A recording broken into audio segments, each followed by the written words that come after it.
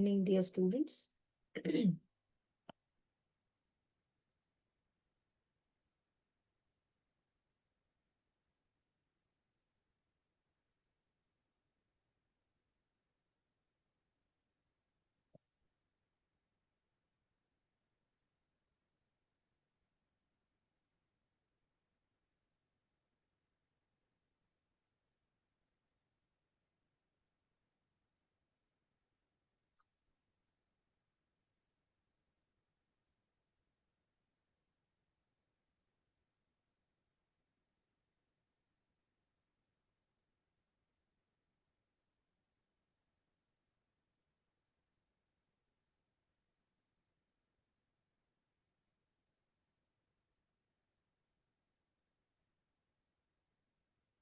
Okay.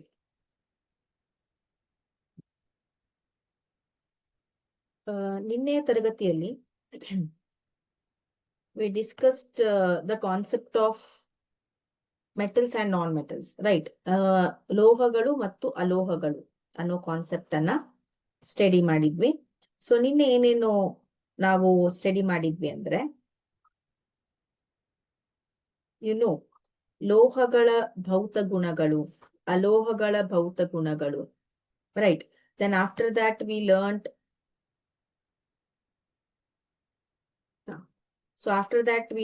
ಲೋಹಗಳ ರಾಸಾಯನಿಕ ಗುಣಗಳನ್ನ ನೋಡಿದ್ವಿ. ಹೌದಾ?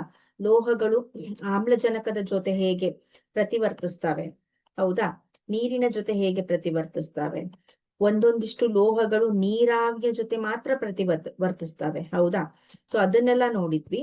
ಅದಾದ್ಮೇಲೆ ವಿ ಡಿಸ್ಕಸ್ಡ್ ಅಬೌಟ್ ಲೋಹಗಳು ಆಮ್ಲಗಳ ಜೊತೆ ಹೇಗೆ ಪ್ರತಿವರ್ತಿಸ್ತವೆ ಅಂತ.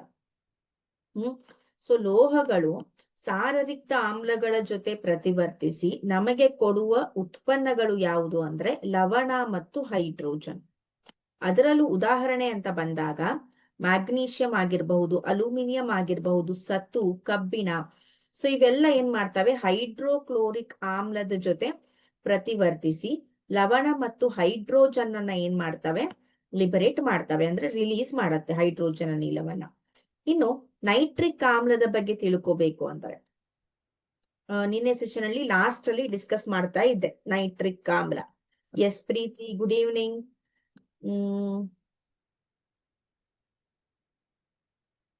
Lakshmi, good evening. Okay, so ಇಲ್ಲಿ ನೋಡಿ, ಲೋಹವು ನೈಟ್ರಿಕ್ ಆಮ್ಲದ ಜೊತೆ ಪ್ರತಿವರ್ತಿಸಿದಾಗ ಹೈಡ್ರೋಜನ್ ಅನಿಲ ಬಿಡುಗಡೆ ಆಗೋದಿಲ್ಲ ಅಂತ ಹೇಳಿದ್ದೆ ನಿನ್ನೆ, ಹೌದಾ?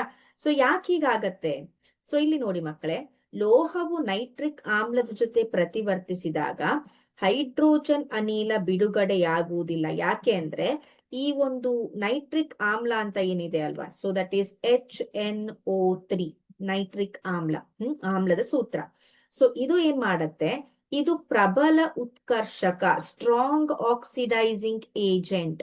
ಏನು ಉತ್ಕರ್ಷಕ ಅಂದ್ರೆ ಇದೇನ್ ಮಾಡತ್ತೆ, ಲಿಬರೇಟ್ ಅಂದ್ರೆ ಪ್ರೊಡ್ಯೂಸ್ ಆಗಿರುವಂತಹ ಈ ಒಂದು ಹೈಡ್ರೋಜನ್ ಅನಿಲ ಏನಿರತ್ತಲ್ವಾ ಅದನ್ನ ಉತ್ಕರ್ಷಿಸುತ್ತೆ. ಉತ್ಕರ್ಷಣೆ ಅಂದ್ರೆ ಏನು, ಯಾರು ಹೇಳ್ತೀರಾ? What you mean by this ಉತ್ಕರ್ಷಣೆ? ಇಂಗ್ಲಿಷ್ ಅಲ್ಲಿ ಏನಂತ ಕರಿತೀವಿ ನಾವು ಇದಕ್ಕೆ ಆಕ್ಸಿಡೇಷನ್ ಅಂತ ಕರಿತೇವೆ, ರೈಟ್? ಸೊ ಏನು ಉತ್ಕರ್ಷಣೆ ಅಂದ್ರೆ ಯಾರು ಹೇಳ್ತೀರಾ?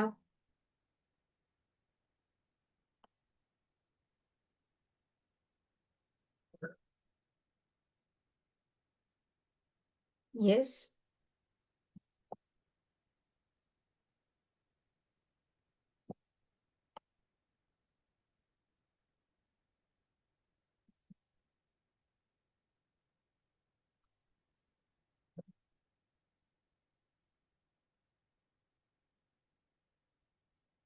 ಉತ್ಕರ್ಷಣೆ ಅಂದ್ರೆ ಏನು?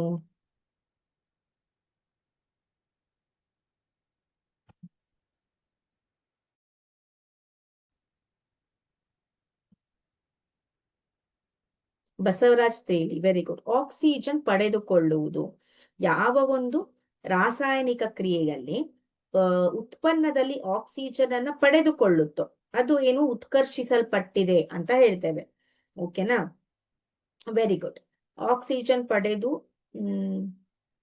ಭೂಮಿಕಾ ಕಳೆದುಕೊಳ್ಳುವುದು ಬೇರೆ, ಪಡೆದು ಕಳೆದುಕೊಳ್ಳುವುದು ಅದು ಉತ್ಕರ್ಷಣೆ ಅಪಕರ್ಷಣೆ ರೆಡಾಕ್ಸ್ ರಿಯಾಕ್ಷನ್ ಅಂತ. ಸೊ ಇಲ್ಲಿ ಉತ್ಕರ್ಷಣೆ ಅಂದ್ರೆ ಏನಾಗತ್ತೆ, ಆ ಒಂದು ಹೈಡ್ರೋಜನ್ ಅನಿಲ ಏನ್ ಬಿಡುಗಡೆ ಆಗತ್ತೆ, ಈ ಒಂದು ನೈಟ್ರಿಕ್ ಆಮ್ಲ ಅದನ್ನ ಉತ್ಕರ್ಷಿಸತ್ತೆ, ಅಂದ್ರೆ ಅದಕ್ಕೆ ಆಕ್ಸಿಜನ್ ಅನ್ನ ಆಡ್ ಮಾಡಿ ಅಲ್ಲಿ ನೀರು ಉತ್ಪತ್ತಿ ಆಗತ್ತೆ. ಮತ್ತು ಸ್ವತಃ ಯಾವುದಾದರೊಂದು nitrogen oxide N2O NO NO2 ಆಗಿ ಅಪಕರ್ಷಣೆ ಹೊಂದತ್ತೆ. ಇದೇನ್ ಮಾಡತ್ತೆ, ಹೈಡ್ರೋಜನ್ ಅನಿಲವನ್ನ ಉತ್ಕರ್ಷಣೆ ಮಾಡತ್ತೆ. ಹೌದಾ, ಅದಾದ್ಮೇಲೆ ಏನ್ ಮಾಡತ್ತೆ, ನಂತರ ಅದು ಏನ್ ಉಳಿದಿರತ್ತಲ್ಲ ಇನ್ನೊಂದಿಷ್ಟು, ಅದು N2O nitrogen dinitrogen oxide nitrogen oxide nitrogen dioxide ಆಗಿ ಪರಿವರ್ತನೆ ಹೊಂದತ್ತೆ, ಅಪಕರ್ಷಣೆ ಹೊಂದತ್ತೆ ಅಂತ. ಸೊ ಇದು ಲೋಹ ನೈಟ್ರಿಕ್ ಆಮ್ಲದ ಜೊತೆ ವರ್ತಿಸಿದಾಗ ಹೈಡ್ರೋಜನ್ ಅನಿಲ ಯಾಕೆ ಬಿಡುಗಡೆ ಆಗೋದಿಲ್ಲ ಅನ್ನೋದಕ್ಕೆ ಒಂದು ಕಾನ್ಸೆಪ್ಟ್. ಓಕೆನಾ, ವೆರಿ ಇಂಪಾರ್ಟೆಂಟ್. ನೆಕ್ಸ್ಟ್ ಇನ್ನೊಂದು ರಾಸಾಯನಿಕ ಗುಣ ಲೋಹದ್ದು ಸಾರಿ ಇನ್ನೊಂದು ರಾಸಾಯನಿಕ ಗುಣ ಲೋಹದ್ದು ಅಂದ್ರೆ ಲೋಹಗಳು ಇತರೆ ಲೋಹೀಯ ಲವಣದ ದ್ರಾವಣಗಳೊಂದಿಗೆ ಜೊತೆ ವರ್ತಿಸಿದಾಗ. ಲೋಹ ಇದೆ, ಫಾರ್ ಎಕ್ಸಾಂಪಲ್ ಮ್ಯಾಗ್ನೀಷಿಯಂ ಇದೆ ಅಂತ ತಿಳ್ಕೊಳ್ಳೋಣ, ಇದು ಲೋಹ. ಸೊ ಇದು ಇತರೆ ಲೋಹೀಯ ಲವಣದ, ಅಂದ್ರೆ ಫಾರ್ ಎಕ್ಸಾಂಪಲ್ ಈಗ ಅಲ್ಯೂಮಿನಿಯಂ ಕ್ಲೋರೈಡ್ ಅಂತ ತಗೋತೇನೆ. ಅಲ್ಯೂಮಿನಿಯಂ ಒಂದು ಲೋಹ, ಇದರ ಲವಣ ಅಲ್ಯೂಮಿನಿಯಂ ಕ್ಲೋರೈಡ್. ಸೊ ಇದರ ದ್ರಾವಣದೊಂದಿಗೆ, ಅಂದ್ರೆ ಇದು ನೀರಲ್ಲಿ ಕರಗಿದಾಗ ಅದು ದ್ರಾವಣ ಅನ್ಸ್ಕೊಳತ್ತೆ, ಅಲ್ಯೂಮಿನಿಯಂ ಕ್ಲೋರೈಡ್ ನ ದ್ರಾವಣ ಅನ್ಸ್ಕೊಳತ್ತೆ. ಹೌದಾ, ಸೊ ಯಾವಾಗ ಲೋಹಗಳು ಬೇರೆ ಲೋಹೀಯ ಲವಣದ ದ್ರಾವಣಗಳ ಜೊತೆ ವರ್ತಿಸಿದಾಗ ಯಾವ ಉತ್ಪನ್ನಗಳು ಉತ್ಪತ್ತಿಯಾಗತ್ತೆ ಅಂತ.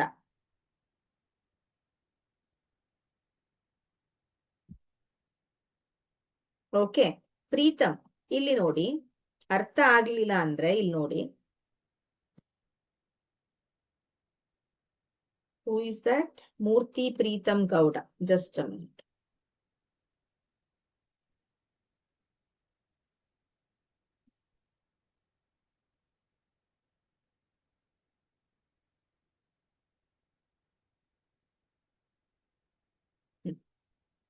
ಇಲ್ಲಿ ನೋಡಿ, ಒಂದು ಲೋಹ ಇದೆ, ಫಾರ್ ಎಕ್ಸಾಂಪಲ್ ಈಗ Mg ತಗೊಳ್ಳೋಣ, ಅದು ನೈಟ್ರಿಕ್ ಆಮ್ಲದ ಜೊತೆ ವರ್ತಿಸಿದೆ. ಸೊ ಅಕಾರ್ಡಿಂಗ್ ಟು ಈಗ ಜನರಲ್ ಇಕ್ವೇಶನ್ ಪ್ರಕಾರ ಮ್ಯಾಗ್ನೀಷಿಯಂ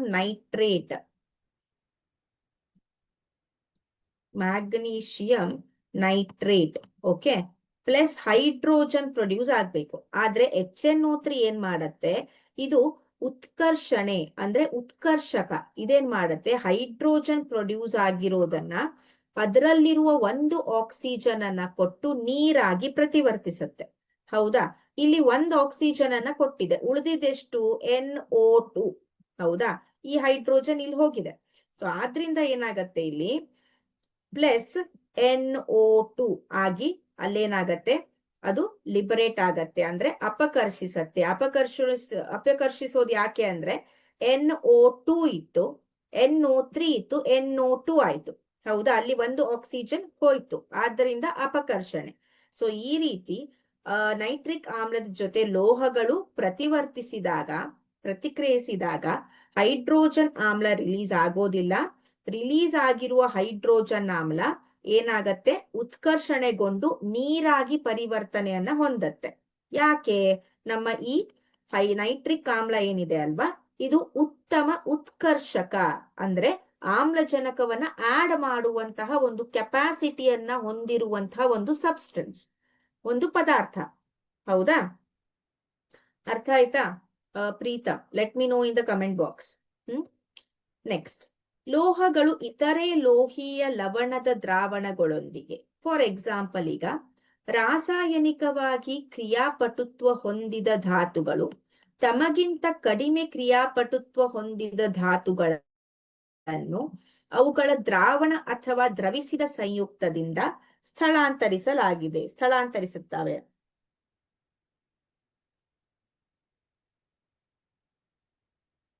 ಓಕೆ ಫೈನ್. ಸೊ ಇಲ್ಲಿ ನೋಡಿ, ಈಗ ಕೆಲವೊಂದಿಷ್ಟು ಧಾತುಗಳು ಇರ್ತವೆ. ಪಿರಿಯೋಡಿಕ್ ಟೇಬಲ್ ಅಲ್ಲಿ ನೀವು ನೋಡ್ತೀರಾ, ಧಾತುಗಳು ಇರ್ತವೆ. ಈ ಧಾತುಗಳೇನು ಒಂದಿಷ್ಟು ಸ್ಟ್ರಾಂಗ್ ಇರ್ತವೆ, ಒಂದಿಷ್ಟು ವೀಕ್ ಇರ್ತವೆ. ಸೊ ಈ ಸ್ಟ್ರಾಂಗ್ ಇರೋ ಧಾತುಗಳು ಏನ್ ಮಾಡ್ತವೆ, ವೀಕ್ ಇರುವ ಧಾತುಗಳನ್ನ ಅವುಗಳ ದ್ರಾವಣಗಳಿಂದ ಸ್ಥಾನ ಪಲ್ಲಟವನ್ನ ಮಾಡ್ತವೆ. ನಾವು ಒಂದನೇ ಒಂದು ಯಾವುದು ಚಾಪ್ಟರ್ ಅಲ್ಲಿ ನೋಡಿದ್ವಿ, ರಾಸಾಯನಿಕ ಕ್ರಿಯೆಗಳು ಮತ್ತು ರಾಸಾಯನಿಕ ಸಮೀಕರಣಗಳು. ಅದರಲ್ಲಿ ನಾವು ದ್ವಿಸ್ಥಾನ ಪಲ್ಲಟ ಕ್ರಿಯೆ, ಸ್ಥಾನ ಪಲ್ಲಟ ಕ್ರಿಯೆ ಅಂತ ನೋಡಿದ್ವಿ. ಸೊ ಇಲ್ಲಿ ನೋಡಿ, ಕಬ್ಬಿಣದ ಮೊಳೆ ಇದೆ, ಇದು ಲೋಹ ಅಲ್ವಾ. ಇನ್ನು ಟೆಸ್ಟ್ ಟ್ಯೂಬ್ ಅಲ್ಲಿ ಅಂದ್ರೆ ಪ್ರಣಾಳದಲ್ಲಿ ನಾವೇನ್ ತೆಗೆದುಕೊಂಡಿದ್ದೇವೆ, ಇಲ್ಲಿ ತಾಮ್ರದ ಸಲ್ಫೇಟ್ ದ್ರಾವಣ CuSO4, Cu ಕಾಪರ್, ತಾಮ್ರ ಅಂದ್ರೆ ಲೋಹ, ಕಾಪರ್ ಸಲ್ಫೇಟ್ ಅಂದ್ರೆ ತಾಮ್ರದ ಲವಣ ಇದು, ಹೌದಾ. ತಾಮ್ರದ ಲವಣದ ದ್ರಾವಣವನ್ನ ತೆಗೆದುಕೊಂಡಿದ್ದೇವೆ, ಅದು ಏನಾಗಿರುತ್ತೆ, ಬ್ಲೂ ಕಲರ್ ಇರುತ್ತೆ. ಸೊ ಯಾವಾಗ ದಾರದ ಮೂಲಕ ಇದರ ಒಳಗೆ ಕಬ್ಬಿಣದ ಮೊಳೆಯನ್ನ ಇಡಿಸಿದಾಗ ಸ್ವಲ್ಪ ಒಂದು 2-3 ಗಂಟೆ ಬಿಟ್ಟ ನಂತರ ಏನಾಗತ್ತೆ, ನೀವು ನೋಡ್ತೀರಾ ದ್ರಾವಣದ ಕಲರ್ ಏನಾಗಿರತ್ತೆ, ಇಲ್ಲಿ ಲೈಟ್ ಗ್ರೀನ್ ಕಲರ್ ಆಗಿರತ್ತೆ. ಅದೇ ರೀತಿ ಈ ಒಂದು ಕಬ್ಬಿಣದ ಮೊಳೆ ಮೇಲೆ ನೀವೇನ್ ನೋಡ್ತೀರಾ, ತಾಮ್ರದ ಶೇಖರಣೆಯನ್ನ, ಕಾಪರ್ ಡೆಪಾಸಿಷನ್ ಅನ್ನ ನೋಡ್ತೀರಾ, ಹೌದಾ. ಸೊ ಇಲ್ಲೇನ್ ಮಾಡಿದೆ, ಆ ಒಂದು ಐರನ್ ಅಥವಾ ಕಬ್ಬಿಣ ಏನಿದೆ, ದ್ರಾವಣದಲ್ಲಿರುವ ತಾಮ್ರವನ್ನ ಅದರ ಸ್ಥಾನವನ್ನ ಕಸಿದುಕೊಂಡಿದೆ, ಹೌದಾ. ಅಂದ್ರೆ ಇದರಿಂದ ಏನ್ ಗೊತ್ತಾಗತ್ತೆ, ಐರನ್ ಏನಿದೆ ತಾಮ್ರದ್ಕಿಂತ ಜಾಸ್ತಿ ಕ್ರಿಯಾಪಟುತ್ವವನ್ನ ಹೊಂದಿರತ್ತೆ, ಜಾಸ್ತಿ ಸ್ಟ್ರಾಂಗ್ ಇದೆ. ಆದ್ರಿಂದ ಅದು ಅದರ ಸ್ಥಾನವನ್ನ ದ್ರಾವಣದಿಂದ ಪಲ್ಲಟಗೊಳಿಸ್ತು ಅಂತ ಈ ರೀತಿ ಆಗತ್ತೆ. ಇಲ್ಲಿ ನೋಡಿ, ತಾಮ್ರದ ಸಲ್ಫೇಟ್ ದ್ರಾವಣವಿರುವ ಪ್ರಣಾಳದಲ್ಲಿ ಕಬ್ಬಿಣದ ಮೊಳೆಯನ್ನು ಹಾಕಿದಾಗ ಏನಾಗತ್ತೆ, ತಾಮ್ರವು ಶೇಖರಣೆ ಆಗತ್ತೆ. ಇಲ್ಲಿ ನೋಡಿ, ಸ್ಥಾನ ಪಲ್ಲಟ ಕ್ರಿಯೆ ಜರುಗತ್ತೆ. ರಾಸಾಯನಿಕವಾಗಿ ಹೆಚ್ಚು ಕ್ರಿಯಾಪಟುತ್ವ ಹೊಂದಿದ ಕಬ್ಬಿಣ ಜಾಸ್ತಿ ಕ್ರಿಯಾಪಟುತ್ವ ಇದೆ, ಅಂದ್ರೆ ಜಾಸ್ತಿ ಸ್ಟ್ರಾಂಗ್ ಇದೆ. ಸೊ ಕಾಪರು ಅದಕ್ಕಿಂತ ಕಡಿಮೆ ಸ್ಟ್ರಾಂಗ್ ಇದೆ. ಸೊ ಆದ್ರಿಂದ ಏನ್ ಮಾಡತ್ತೆ, ಈ ಒಂದು ಕಬ್ಬಿಣ ಆ ದ್ರಾವಣದಲ್ಲಿರುವ ಕಾಪರ್ ಅನ್ನ, ತಾಮ್ರವನ್ನ ಏನ್ ಮಾಡತ್ತೆ, ಕಸಿದುಕೊಂಡು ಅದರ ಪ್ಲೇಸಿಗೆ ಇದು ಹೋಗತ್ತೆ, ಅದರ ಸ್ಥಾನವನ್ನ ಪಲ್ಲಟಗೊಳಿಸತ್ತೆ, ಡಿಸ್ಟರ್ಬ್ ಮಾಡತ್ತೆ, ಹೌದಾ. ಸೊ ಇದರಿಂದ ನಮಗೇನ್ ಗೊತ್ತಾಗತ್ತೆ, ಕಬ್ಬಿಣವು ಜಾಸ್ತಿ ಹೆಚ್ಚಿನ ಕ್ರಿಯಾಪಟುತ್ವವನ್ನ ಹೊಂದಿದೆ. ಯಾರಿಗೆ ಕಂಪೇರ್ ಮಾಡಿದ್ರೆ, ತಾಮ್ರಕ್ಕೆ ಕಂಪೇರ್ ಮಾಡಿದ್ರೆ. ನೆಕ್ಸ್ಟ್, ಇದರಿಂದ ಲೋಹಗಳ ಕ್ರಿಯಾಶೀಲತೆಯನ್ನು ನಾವು ಕಂಡುಹಿಡಿಬಹುದಾಗಿದೆ. ಸೊ ಇದೇ ರೀತಿ ಮಾಡಿ ಲೋಹಗಳ ಕ್ರಿಯಾಶೀಲತೆಯನ್ನ ಕಂಡುಹಿಡಿದು ಲೋಹಗಳ ಕ್ರಿಯಾಶೀಲತೆಯ ಸರಣಿಯನ್ನ ಕೊಟ್ಟಿದ್ದಾರೆ. ಸೊ ಅದಕ್ಕೆ ನಾವು ಇಂಗ್ಲಿಷ್ ಅಲ್ಲಿ ರಿಯಾಕ್ಟಿವಿಟಿ ಸಿರೀಸ್ ಅಂತ ಕರಿತೇವೆ. ಯಾವ ರೀತಿ ಕಂಡುಹಿಡಿದ್ರು ಇದನ್ನ ಬೈ ಮೀನ್ಸ್ ಆಫ್ ಸ್ಥಾನ ಪಲ್ಲಟ ಕ್ರಿಯೆ ಆರ್ ಡಿಸ್ಪ್ಲೇಸ್ಮೆಂಟ್ ರಿಯಾಕ್ಷನ್ ಅಂತ ಕರಿತೀವಿ ಇಂಗ್ಲಿಷ್ ಅಲ್ಲಿ. ಇದರಿಂದ ಕಂಡು ಹಿಡಿತಾರೆ. ಏನಾಗತ್ತೆ ಇದರಲ್ಲಿ, ಈ ಡಿಸ್ಪ್ಲೇಸ್ಮೆಂಟ್ ರಿಯಾಕ್ಷನ್ ಅಲ್ಲಿ ಯಾವುದು ಹೆಚ್ಚಿನ ಕ್ರಿಯಾಪಟುತ್ವವನ್ನ ಹೊಂದಿರತ್ತೋ ಆ ಒಂದು ಧಾತು ಏನ್ ಮಾಡತ್ತೆ, ಕಡಿಮೆ ಕ್ರಿಯಾಪಟುತ್ವ ಹೊಂದಿರುವ ದ್ರಾವಣದಿಂದ ಆ ಧಾತುವನ್ನ ಸ್ಥಾನ ಪಲ್ಲಟಗೊಳಿಸತ್ತೆ. ಸೊ ಇದರಿಂದ ಆ ಏನಂತ ಮಾಡ್ತಾರೆ, ಲೋಹಗಳ ಕ್ರಿಯಾಶೀಲತೆಯ ಸರಣಿಯನ್ನ ಕೊಟ್ಟಿದ್ದಾರೆ. ಏನಿದು, ಇಲ್ಲಿ ನೋಡಿ, ಲೋಹಗಳನ್ನು ಅವುಗಳ ಕ್ರಿಯಾಶೀಲತೆಯ ಆಧಾರದ ಮೇಲೆ ಇಳಿಕೆ ಕ್ರಮದಲ್ಲಿ ಬರೆಯುವುದಕ್ಕೆ, ಇಳಿಕೆ ಕ್ರಮ, ಏರಿಕೆ ಅಲ್ಲ, ಇಳಿಕೆ ಕ್ರಮ ಅಂದ್ರೆ ಜಾಸ್ತಿಯಿಂದ ಕಡಿಮೆ, ಹೌದಾ. ಇಳಿಕೆ ಕ್ರಮದಲ್ಲಿ ಬರೆಯುವುದಕ್ಕೆ ಕ್ರಿಯಾಶೀಲತೆ ಸರಣಿ ಅಂತ ಕರೀತಾರೆ. ಕ್ರಿಯಾಶೀಲತೆ ಸರಣಿಯಲ್ಲಿ ಹೈಡ್ರೋಜನ್ಗಿಂತ ಮೇಲ್ಭಾಗದಲ್ಲಿರುವ ಲೋಹಗಳು ಸಾರರಿಕ್ತ ಆಮ್ಲಗಳಲ್ಲಿರುವ ಹೈಡ್ರೋಜನ್ ಅನ್ನು ಪಲ್ಲಟಗೊಳಿಸುತ್ತವೆ. ಅಂದ್ರೆ ಹೈಡ್ರೋಜನ್ಗಿಂತ ಜಾಸ್ತಿ ಕ್ರಿಯಾಪಟುತ್ವವನ್ನು ಹೊಂದಿರುತ್ತೆ. ಇನ್ನು ಹೆಚ್ಚು ಕ್ರಿಯಾಪಟುತ್ವ ಹೊಂದಿರುವ ಲೋಹವು ತನಗಿಂತ ಕಡಿಮೆ ಕ್ರಿಯಾಪಟುತ್ವ ಹೊಂದಿರುವ ಲೋಹವನ್ನು ಅದರ ಲವಣ ದ್ರಾವಣದಿಂದ ಪಲ್ಲಟಗೊಳಿಸುತ್ತೆ. ಫಾರ್ ಎಕ್ಸಾಂಪಲ್, ಈಗ ನೋಡಿದ್ವಿ ಐರನ್ ಮತ್ತೆ ಕಾಪರ್ ಸಲ್ಫೇಟ್ ಅನ್ನ ನೋಡಿದ್ವಿ. ಅದೇ ರೀತಿ ಸತು ಮತ್ತೆ ಕಾಪರ್ ಸಲ್ಫೇಟ್ ಅನ್ನ ತಗೊಂಡಾಗೂ ಕೂಡ ಸತುವಿನ ಸಲ್ಫೇಟ್ ಮತ್ತು ಕಾಪರ್ ತಾಮ್ರದ ಶೇಖರಣೆ ಆಗತ್ತೆ. ಇದರಿಂದ ಏನ್ ಗೊತ್ತಾಗತ್ತೆ, ಸತು ಕೂಡ ತಾಮ್ರಕ್ಕೆ ಕಂಪೇರ್ ಮಾಡಿದ್ರೆ ಹೆಚ್ಚು ಕ್ರಿಯಾಪಟುತ್ವವನ್ನ ಹೊಂದಿದೆ ಅನ್ನೋದು ಗೊತ್ತಾಗತ್ತೆ. ಓಕೆ, ಇನ್ನು ಆ ಕ್ರಿಯಾಪಟುತ್ವದ ಇದು ಸಿರೀಸ್ ಇದೆ ಅಲ್ವಾ, ಸರಣಿ, ಅದು ನಿಮ್ಮ ಟೆಕ್ಸ್ಟ್ ಬುಕ್ ಅಲ್ಲಿ ಕೊಟ್ಟಿದ್ದಾರೆ, ಅದನ್ನ ಒಂದ್ಸಲ ನೋಡ್ಕೊಳ್ಳಿ.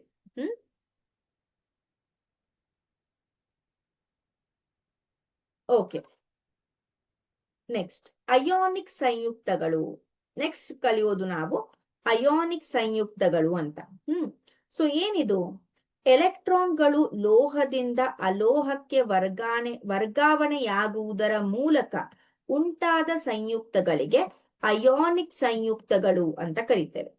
ಸೊ ಕೆಲವೊಂದಿಷ್ಟು ಸಾರಿ ಈ ಒಂದು ಅಯೋನಿಕ್ ಬಂಧ ಅಂತ ಬರುತ್ತೆ. ಅಂದ್ರೆ ಅಯೋನಿಕ್ ಸಂಯುಕ್ತಗಳು ಅಂದ್ರೆ ಏನು? ಇಲ್ಲಿ ಏನಾಗತ್ತೆ, ಲೋಹಗಳು ಅಲೋಹಗಳಿಗೆ ಏನ್ ಮಾಡ್ತವೆ, ತಮ್ಮ ಎಲೆಕ್ಟ್ರಾನ್ಗಳನ್ನ ವರ್ಗಾವಣೆ ಮಾಡ್ತವೆ, ಟ್ರಾನ್ಸ್ಫರ್ ಮಾಡ್ತವೆ. ಇದರಿಂದ ಒಂದು ರಿಲೇಶನ್ಶಿಪ್, ಒಂದು ಫ್ರೆಂಡ್ಶಿಪ್ ಉಂಟಾಗತ್ತೆ ಲೋಹ ಮತ್ತು ಅಲೋಹಗಳ ನಡುವೆ. ಆ ಫ್ರೆಂಡ್ಶಿಪ್ಗೆ, ಆ ಬಾಂಡ್ಗೆ, ಅದಕ್ಕೆ ನಾವೇನಂತ ಕರಿತೇವೆ? ಅಯೋನಿಕ್ ಬಾಂಡ್ ಅಂತ ಕರಿತೇವೆ. ಸೊ ಈ ಅಯೋನಿಕ್ ಬಾಂಡ್ಗಳು ಅಯೋನಿಕ್ ಸಂಯುಕ್ತಗಳನ್ನ ಕೊಡ್ತವೆ. ಹೌದಾ? ಸೊ ಇವುಗಳಿಗೆ ನಾವು ಇಲೆಕ್ಟ್ರೋವ್ಯಾಲೆಂಟ್ ಸಂಯುಕ್ತಗಳು ಅಂತಾನು ಕರಿತೇವೆ. ಇದರಲ್ಲಿ ಎಕ್ಸಾಂಪಲ್ ಅಂತ ಬಂದ್ರೆ ಸೋಡಿಯಂ ಕ್ಲೋರೈಡ್ ಮತ್ತು ಮ್ಯಾಗ್ನೀಷಿಯಂ ಕ್ಲೋರೈಡ್. ಹೇಗೆ ಅಂತ ಬಂದಾಗ ಮೊದಲಿಗೆ ಸೋಡಿಯಂ ಕ್ಲೋರೈಡ್ ಅನ್ನ ನೋಡೋಣ. ಸೋಡಿಯಂ ಕ್ಲೋರೈಡ್, ಹೌದಾ? ಸೊ ಈ ಸೋಡಿಯಂ ಕ್ಲೋರೈಡ್ಗೆ ಬಂದಾಗ ಇಲ್ಲಿ ನೋಡಿ,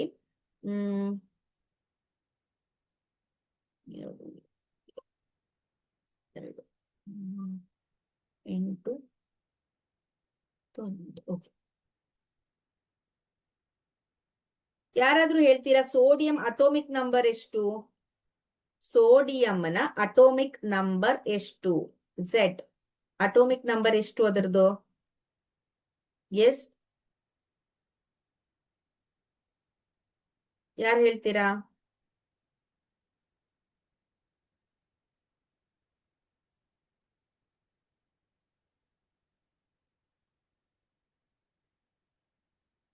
ಅಟೋಮಿಕ್ ನಂಬರ್ ಎಷ್ಟು ಸೋಡಿಯಂದು? ಬೇಗ.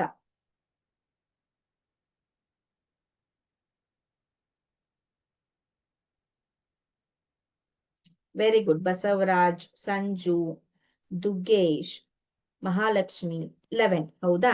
ಸೊ ಇಲ್ಲಿ ನೋಡಿ, ಸೋಡಿಯಂ ಮತ್ತು ಕ್ಲೋರೈಡ್ ಅಯೋನುಗಳ ವಿರುದ್ಧ ವಿದ್ಯುತ್ ಹೊಂದಿದ್ದು ಪರಸ್ಪರ ಆಕರ್ಷಿಸಲ್ಪಡುತ್ತವೆ. ಪ್ರಬಲ ಸ್ಥಾಯಿ ವಿದ್ಯುತ್ ಆಕರ್ಷಣ ಬಲದಿಂದ ಸೋಡಿಯಂ ಕ್ಲೋರೈಡ್ ಆಗತ್ತೆ. ಈಗ ಸೋಡಿಯಂ ಅಂತ ಬರ್ಕೋಬೇಕು. ಸೋಡಿಯಂನ ಅಟೋಮಿಕ್ ನಂಬರ್ 11 ಅಂದ್ರೆ KLM. ಅಟೋಮಿಕ್ ಸ್ಟ್ರಕ್ಚರ್, ಏನದು, ಪರಮಾಣುವಿನ ರಚನೆಯನ್ನ ಕಲ್ತಿದ್ದೀರಾ ನೀವು ಲಾಸ್ಟ್ ಟೈಮ್ ಅಲ್ವಾ? ಸೊ 4 ಶೆಲ್ಗಳಿರ್ತವೆ. ಅದರಲ್ಲಿ K ಶೆಲ್ ಅಲ್ಲಿ 2, L ಶೆಲ್ ಅಲ್ಲಿ 8, M ಶೆಲ್ ಅಲ್ಲಿ 1 ಎಲೆಕ್ಟ್ರಾನ್ ಅನ್ನ ಹೊಂದಿರತ್ತೆ. ಅಂದ್ರೆ ಈಗ ಈ ರೀತಿ ಬರೆದ್ರೆ ಇದು ನಮ್ಮ ಸೋಡಿಯಂನ ಕೋಶ ಕೇಂದ್ರ, ಹೌದಾ? ಬೀಜ ಕೇಂದ್ರ ಅಂತ ಏನ್ ಕರಿತೇವೆ, ಅಥವಾ ನ್ಯೂಕ್ಲಿಯಸ್ ಅಂತ ಕರಿತೇವೆ. ಇದು K ಶೆಲ್ಲು, ಇದು M ಶೆಲ್ಲು, ಇದು L ಶೆಲ್, ಸಾರಿ, ಇದು M shell, KLM. So K shell ಅಲ್ಲಿ ಎಷ್ಟು ಎಲೆಕ್ಟ್ರಾನ್ಗಳಿವೆ? ಅದಕ್ಕೆ K ಶೆಲ್ ಅಲ್ಲಿ 2 ಎಲೆಕ್ಟ್ರಾನ್ಗಳಿವೆ, ಹೌದಾ? ಅದೇ ರೀತಿ L ಶೆಲ್ಗೆ ಬಂದಾಗ ಎಷ್ಟು ಎಲೆಕ್ಟ್ರಾನ್ಗಳಿವೆ? ಅದಕ್ಕೆ L ಶೆಲ್ ಅಲ್ಲಿ 8 ಎಲೆಕ್ಟ್ರಾನ್ಗಳಿವೆ.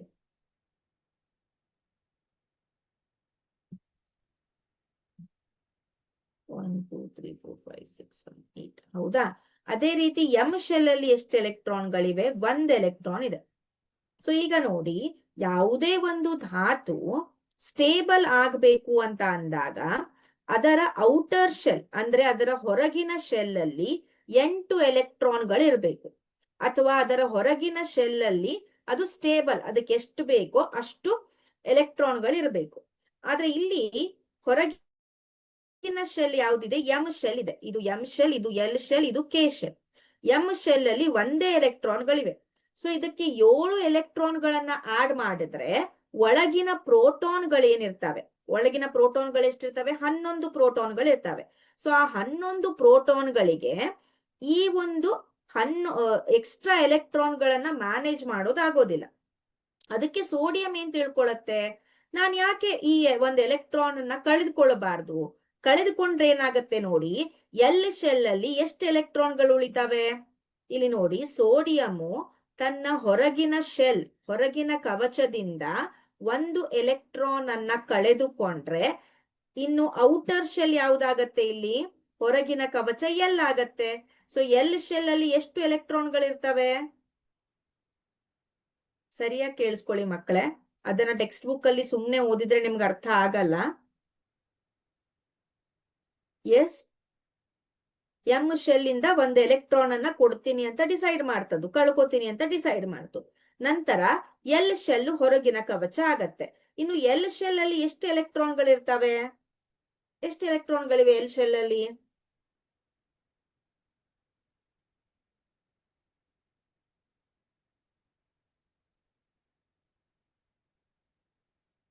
Very good Basavaraj. It is 8 ಎಲೆಕ್ಟ್ರಾನ್ಗಳಿತ್ತು. ಸೊ ಯಾವಾಗ ಹೊರಗಿನ ಕವಚದಲ್ಲಿ 8 ಎಲೆಕ್ಟ್ರಾನ್ಗಳಿವೆನೋ ಆವಾಗ ಆ ಒಂದು ಪರಮಾಣು ಅಥವಾ ಆ ಒಂದು ಧಾತು ಸ್ಟೇಬಲ್ ಆಗಿದೆ ಅಂತ ಅರ್ಥ. ಸೊ ಅದಕ್ಕೆ ಏನ್ ಡಿಸೈಡ್ ಮಾಡ್ತು ಇದು ಸೋಡಿಯಂ, ಒಂದು ಎಲೆಕ್ಟ್ರಾನ್ ನ ಕೊಟ್ಟು ಬಿಡೋಣ ಅಂತ. ಸೊ ಅದಕ್ಕೆ ನಾವೇನು ಯಾವ ರೀತಿ ಬರಿತೇವೆ ಈಗ? ರಾಸಾಯನಿಕ ಕ್ರಿಯೆಯನ್ನ, ಸೋಡಿಯಂ, ಅದರ ಎಲೆಕ್ಟ್ರಾನಿಕ್ ಕಾನ್ಫಿಗರೇಷನ್ 281, 2 ಎಲೆಕ್ಟ್ರಾನ್ ಕೆ ಅಲ್ಲಿ, 8 ಎಲೆಕ್ಟ್ರಾನ್ ಎಲ್ ಅಲ್ಲಿ, 1 ಎಲೆಕ್ಟ್ರಾನ್ ಎಂ ಅಲ್ಲಿ. ನಿಮಗೆ ಕನ್ಫ್ಯೂಸ್ ಆದ್ರೆ ಕವಚಗಳನ್ನ ಬರಿಬಹುದು, ಕನ್ಫ್ಯೂಸ್ ಆಗೋದಿಲ್ಲ ಅಂದ್ರೆ ಬರಿಬೇಡಿ. ನಂತರ ಅದೇನ್ ಡಿಸೈಡ್ ಮಾಡ್ತು? 1 ಎಲೆಕ್ಟ್ರಾನ್ ಅನ್ನ ಕೊಡುವ ಅಂತ. ಅಂದ್ರೆ ಈ ರೀತಿ ಬರೆದ್ರೆ 1 ಎಲೆಕ್ಟ್ರಾನ್ ಅಂತ, ಇದು 2, ಇದು 3. ಸೊ 1 ಎಲೆಕ್ಟ್ರಾನ್ ಇದೆ. ಹ 1 ಎಲೆಕ್ಟ್ರಾನ್ ಅನ್ನ ಕೊಡೋಣ ಅಂತ. ಸೊ ಅವಾಗ ಏನಾಗತ್ತೆ ಇಲ್ಲಿ? 1 ಎಲೆಕ್ಟ್ರಾನ್ ಅಂದ್ರೆ ಏನು? ಅದು ಋಣಾತ್ಮಕ ಆವೇಶ, ನೆಗೆಟಿವ್ ಚಾರ್ಜ್ ಅಲ್ವಾ?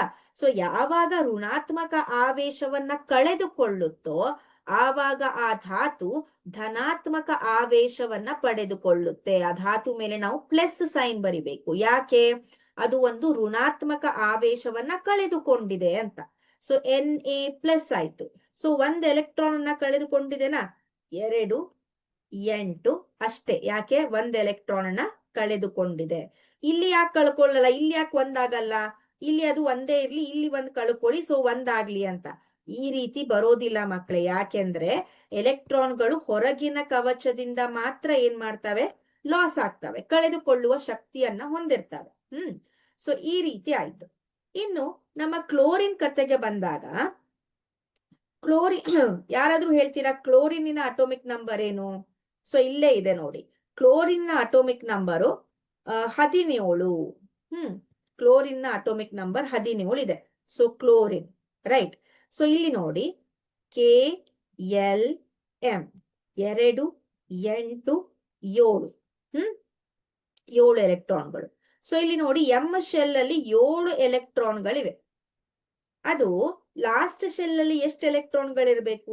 8 ಎಲೆಕ್ಟ್ರಾನ್ಗಳಿದ್ರೆ ಆ ಧಾತು ಸ್ಟೇಬಲ್, ಆ ಪರಮಾಣು ಸ್ಟೇಬಲ್ ಅಂತ ಹೇಳ್ತೇವೆ. ಆದ್ರೆ ಅದಕ್ಕೆ 7 ಎಲೆಕ್ಟ್ರಾನ್ಗಳಿವೆ. ಈ 7 ಎಲೆಕ್ಟ್ರಾನ್ಗಳನ್ನ ಕಳೆದುಕೊಳ್ಳೋದಕ್ಕೆ ಇಲ್ಲಿ ನೋಡಿ, ಎಲ್ ಶೆಲ್ ಅಲ್ಲಿ 8 ಎಲೆಕ್ಟ್ರಾನ್ಗಳಿವೆ.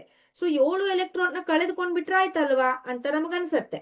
ಆದ್ರೆ 7 ಎಲೆಕ್ಟ್ರಾನ್ ಅನ್ನ ಕಳೆದುಕೊಳ್ಳೋದಕ್ಕೆ ಅದಕ್ಕೆ ಅಪಾರವಾದಂತಹ, it requires large amount of, ಅಪಾರವಾದಂತಹ ಶಕ್ತಿ ಬೇಕಾಗತ್ತೆ ಅದಕ್ಕೆ. It requires large amount of energy. So ಅವಾಗ ಏನ್ ಮಾಡತ್ತೆ ಈ ಎಂ ಶೆಲ್ಲು? 7 ಎಲೆಕ್ಟ್ರಾನ್ಗಳನ್ನ ನಾನು ಕಳೆದುಕೊಳ್ಳೋದು ಬೇಡ, ಯಾರಿಗಾದ್ರೂ ಕಾಂಟ್ಯಾಕ್ಟ್ ಮಾಡ್ತೇನೆ. ಯಾರಿಗೆ? ಯಾರು 1 ಎಲೆಕ್ಟ್ರಾನ್ ಅನ್ನ ಮಾರ್ತಾ ಇದ್ದಾರೋ ಅವ್ರಿಗೆ ನಾನು ಕಾಂಟ್ಯಾಕ್ಟ್ ಮಾಡ್ತೇನೆ. ಸೊ ಅವರು ನನಗೆ 1 ಎಲೆಕ್ಟ್ರಾನ್ ಅನ್ನ ಕೊಡ್ಬೇಕು ಅಂತ ಥಿಂಕ್ ಮಾಡತ್ತೆ. ಸೊ ಅವಾಗ ಯಾರು ಬರ್ತಾರೆ ಅವ್ರ ಹತ್ರ? ಸೋಡಿಯಂ ಬರತ್ತೆ. ನಾನು 1 ಎಲೆಕ್ಟ್ರಾನ್ ಅನ್ನ ಮಾರ್ತಾ ಇದ್ದೇನೆ, ನೀನ್ ತಗೋಬಹುದು, ಸೊ ದಟ್ ನಮ್ಮ ಫ್ರೆಂಡ್ಶಿಪ್ ಬಿಲ್ಡ್ ಆಗತ್ತೆ, ನಿನಗೂ 1 ಎಲೆಕ್ಟ್ರಾನ್ ಸಿಗತ್ತೆ, ನಾನು 1 ಎಲೆಕ್ಟ್ರಾನ್ ನ ಕಳ್ಕೊಂಡು ಸ್ಟೇಬಲ್ ಆಗ್ತೇನೆ ಅಂತ ಫ್ರೆಂಡ್ಶಿಪ್ ಬರುತ್ತೆ. ಸೊ ಆವಾಗ ಏನ್ ಮಾಡತ್ತೆ ಈ ಕ್ಲೋರಿನ್ ಏನಿದೆ, 1 ಎಲೆಕ್ಟ್ರಾನ್ ಅನ್ನ ಪಡ್ಕೊಳ್ಳತ್ತೆ. ಸೊ ನಾವು ಈ ಕಡೆನೆ ಏನ್ ಮಾಡ್ಬೇಕು? 1 ಎಲೆಕ್ಟ್ರಾನ್ ಅನ್ನ ಬಡಿಬೇಕು. ಹೌದಾ? ಸೊ ಇಲ್ಲಿ 2 8 7 ಇತ್ತು, ಒಂದು ಎಲೆಕ್ಟ್ರಾನ್ ಅನ್ನ ಪಡ್ಕೊಳ್ತು. ನಂತರ ಈ ಕಡೆ ಏನ್ ತೋರಿಸ್ತಾ ಇದೆ, ಗಮನ ಇರ್ಲಿ ಮಕ್ಕಳೇ, ಈ ಕಡೆ ಏನ್ ಬರುತ್ತೆ, ಸಾರಿ, ಕ್ಲೋರಿನ್ ಮೈನಸ್. ಯಾಕೆ ಮೈನಸ್ ಬರ್ದೆ? ಒಂದು ಋಣಾತ್ಮಕ ಆವೇಶವನ್ನ ಪಡೆದುಕೊಳ್ತು, ಒಂದು ಎಕ್ಸ್ಟ್ರಾ ಋಣಾತ್ಮಕ ಆವೇಶವನ್ನ. ಆದ್ದರಿಂದ Cl minus. So 2, 8, 8 KLM KLM. ಹೌದಾ? Cl ಮೈನಸ್ ಆಯ್ತು. ಸೊ ಇಲ್ಲಿ ನೋಡಿ, Na ಪ್ಲಸ್ ಆಯ್ತು, Cl ಮೈನಸ್ ಆಯ್ತು. ಎರಡು ಅಪೋಸಿಟ್, ವಿರುದ್ಧ ಆವೇಶವನ್ನ ಹೊಂದಿದೆ. ಸೊ ಇದರಿಂದ ಏನಾಗತ್ತೆ, ಅಲ್ಲಿ ಆಕರ್ಷಣೆ ನಡೆಯುತ್ತೆ. ಸೊ ಈ ಆಕರ್ಷಣೆಯಿಂದ ಅಲ್ಲಿ ಏನಾಗತ್ತೆ, ಸ್ಥಾಯು ವಿದ್ಯುತ್ ಆಕರ್ಷಣಾ ಬಲ, ಒಂದು ಬಲ ಉತ್ಪತ್ತಿ ಆಗತ್ತೆ. ಅದಕ್ಕೆ ನಾವು ಸ್ಥಾಯಿ ವಿದ್ಯುತ್. ಸ್ಥಾಯಿ ಅಂದ್ರೆ ಏನು? ಅಲ್ಲೇ ಅಂದ್ರೆ ಅದು ಮೂವ್ಮೆಂಟ್ ಆಗ್ತಾ ಇಲ್ಲ, ನಿಂತಲ್ಲೇ ವಿದ್ಯುತ್ ಆಕರ್ಷಣಾ ಬಲದಿಂದ ಅವೆರಡು ಫ್ರೆಂಡ್ಶಿಪ್ ಅನ್ನ ಫಾರ್ಮ್ ಮಾಡಿದಾವೆ. ಸ್ಥಾಯಿ ಅಂದ್ರೆ ನಿಂತಿರುವ, ಸ್ಟೇಷನರಿ ಅಂತ. ಸೊ ಅಲ್ಲೇ ಏನಾಗಿದೆ, ಅಲ್ಲಿ ಫ್ರೆಂಡ್ಶಿಪ್ ಬಿಲ್ಡ್ ಆಗಿದೆ ಆಕರ್ಷಣಾ ಬಲದಿಂದ. ಹೌದಾ? ಸೊ ಇಲ್ಲಿ ಅದಕ್ಕೆ ನಾವೇನ್ ಮಾಡ್ತೇವೆ, ಇಲ್ಲಿ ಸೋಡಿಯಂ ಇದೆ, ಅದರ ಹತ್ರ ಒಂದ್ ಎಲೆಕ್ಟ್ರಾನ್ ಇದೆ, ಒಂದ್ ಎಲೆಕ್ಟ್ರಾನ್ ಅನ್ನ ಮಾರೋದಕ್ಕೆ ಸೋಡಿಯಂ ರೆಡಿ ಆಗಿದೆ. Right? Let me colour it with a different thing. ಹೌದಾ? ಅದೇ ರೀತಿ ನಮ್ಮ ಕ್ಲೋರಿನ್ ಅವ್ರು ಏನ್ ಹೇಳ್ತಾರೆ, ನಮ್ಮ ಕ್ಲೋರಿನ್ ಏನಿದೆ ಅದಕ್ಕೆ ಒಂದು ಎಲೆಕ್ಟ್ರಾನ್ ಅನ್ನ ಪಡ್ಕೊಳ್ಳೋದು ಅಂದ್ರೆ ಖರೀದಿ ಮಾಡೋದು ಇದೆ, ಅದಕ್ಕೆ ಒಂದು ಎಲೆಕ್ಟ್ರಾನ್ ಎಕ್ಸ್ಟ್ರಾ ಬೇಕಾಗಿದೆ ಅದಕ್ಕೆ. 5 6 7. ಹೌದಾ? ಸೊ ಅದಕ್ಕೆ ನಮ್ಮ ಈ ಸೋಡಿಯಂ ಅವ್ರು ಏನ್ ಮಾಡ್ತಾರೆ ಅಂದ್ರೆ, ತಮ್ಮ ಒಂದು ಎಲೆಕ್ಟ್ರಾನ್ ಅನ್ನ ಕೊಡೋದಕ್ಕೆ ಏನ್ ಮಾಡ್ತಾರೆ, ಕೊಡ್ತಾರೆ. ಸೊ ಅದರಿಂದ ಏನಾಗತ್ತೆ, ಇಲ್ಲಿ ಫ್ರೆಂಡ್ಶಿಪ್ ಉಂಟಾಗತ್ತೆ. ಈ ರೀತಿ ಆರೋ ಮಾರ್ಕ್ ಬರಿಬೇಕು. ಇಲ್ಲಿದೆ ನೋಡಿ, ಇದನ್ನ ನಾನು ಬರಿತಾ ಇದ್ದೇನೆ ಮತ್ತೆ. ಈ ರೀತಿ ಆರೋ ಮಾರ್ಕ್ ಬರೆದು Na plus, okay, Cl. So ಅದಕ್ಕೆ ಯಾರ್ಯಾರ ಎಲೆಕ್ಟ್ರಾನ್ ಬಂತು, ಅಲ್ಲಿ ಸೋಡಿಯಂನ ಒಂದು ಎಲೆಕ್ಟ್ರಾನ್ ಬಂದಿದೆ. ಅದೇ ರೀತಿ ಕ್ಲೋರಿನ್ನಿನ ಉಳಿದ 7 ಎಲೆಕ್ಟ್ರಾನ್ಗಳಿವೆ. ಹೌದಾ? ಸೊ ಈ ರೀತಿ ಏನಾಯ್ತು, ಇಲ್ಲಿ ಸೋಡಿಯಂ ಕ್ಲೋರೈಡ್ ಉತ್ಪತ್ತಿ ಆಯಿತು. ಯಾವುದರಿಂದ? ಸ್ಥಾಯಿ ವಿದ್ಯುತ್ ಆಕರ್ಷಣಾ ಬಲದಿಂದ ಇಲ್ಲಿ ಅಯಾನಿಕ್ ಸಂಯುಕ್ತ ಉತ್ಪತ್ತಿ ಆಯಿತು. ಸೊ ಎಕ್ಸಾಮ್ ಅಲ್ಲಿ ಏನ್ ಮಾಡ್ಬೇಕು, ಸೋಡಿಯಂ ಕ್ಲೋರೈಡ್ ಉತ್ಪತ್ತಿ ಅಥವಾ ಸೋಡಿಯಂ ಕ್ಲೋರೈಡ್ ನ ಫಾರ್ಮೇಶನ್ ಅನ್ನ ಬರೀರಿ ಅಂತ ಕೇಳಿದಾಗ ಸ್ವಲ್ಪ ಎಕ್ಸ್ಪ್ಲೇನ್ ಮಾಡಿ, ಈ ಸ್ಥಾಯಿ ವಿದ್ಯುತ್ ಆಕರ್ಷಣಾ ಬಲದಿಂದ ಅಂತ ಹೇಳಿ ಮೊದಲಿಗೆ ಇದನ್ನ ಬರೀರಿ, ನಂತರ ಎಲೆಕ್ಟ್ರಾನ್ ಡಾಟ್ ಸ್ಟ್ರಕ್ಚರ್ ಇದನ್ನ ಬರೀರಿ, ಎಟ್ last first, second and third ಇದು. ಸೊ ಈ ರೀತಿ ಬರಿಬೇಕು. 3 ಅಂಕಗಳಿಗಾದ್ರೂ ಕೊಡಬಹುದು, ಇನ್ನು ಹೆಚ್ಚಿನ ಅಂಕಗಳಿಗಾದ್ರೂ ಕೊಡಬಹುದು. ಈ ರೀತಿ ಅಯಾನಿಕ್ ಸಂಯುಕ್ತಗಳೇನಾಗ್ತವೆ, ಉಂಟು ಆಗ್ತವೆ. ಅದೇ ರೀತಿ ಮ್ಯಾಗ್ನೀಷಿಯಂ ಕ್ಲೋರೈಡ್ ಕೂಡ ಇದೆ. ಸೊ ಇಲ್ಲಿ ನೋಡಿ, ಮ್ಯಾಗ್ನೀಷಿಯಂದ್ದು ಅಟೋಮಿಕ್ ನಂಬರ್ ಅಂತ ಬಂದಾಗ 12, 2, 8, 2. ಹೌದಾ? ಸೊ ಈ 2 ಎಲೆಕ್ಟ್ರಾನ್ಗಳನ್ನ ಕಳೆದುಕೊಂಡ್ರೆ ಅದರ ಹೊರಗಿನ ಕವಚದಲ್ಲಿ 8 ಎಲೆಕ್ಟ್ರಾನ್ಗಳಿರುತ್ತೆ. ಸೊ ಮ್ಯಾಗ್ನೀಷಿಯಂ ಏನ್ ಡಿಸೈಡ್ ಮಾಡತ್ತೆ, ನಾನು 2 ಎಲೆಕ್ಟ್ರಾನ್ಗಳನ್ನ ಮಾರ್ತೇನೆ ಅಂದ್ರೆ ಕಳ್ಕೋತೇನೆ, ಕಳ್ಕೊಳ್ಳೋದಕ್ಕೆ ತಯಾರಿದ್ದೇನೆ ಅಂತ ಡಿಸೈಡ್ ಮಾಡತ್ತೆ. ಅದೇ ರೀತಿ ಕ್ಲೋರಿನ್ ಬರುತ್ತೆ, ಕ್ಲೋರಿನ್ಗೆ ಒಂದೇ ಎಲೆಕ್ಟ್ರಾನ್ ಬೇಕು.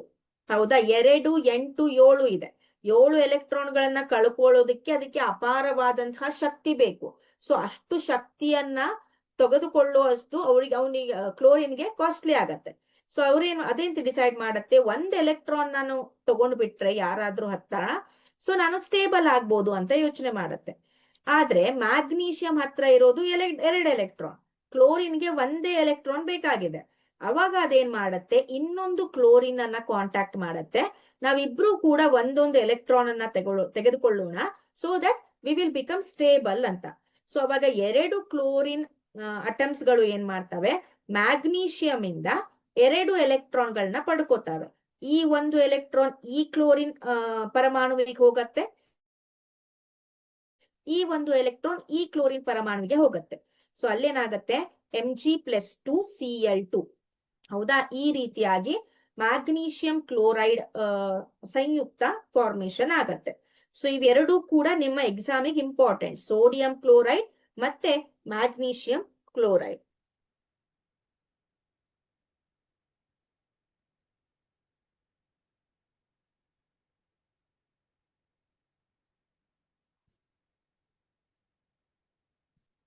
ಓಕೆ,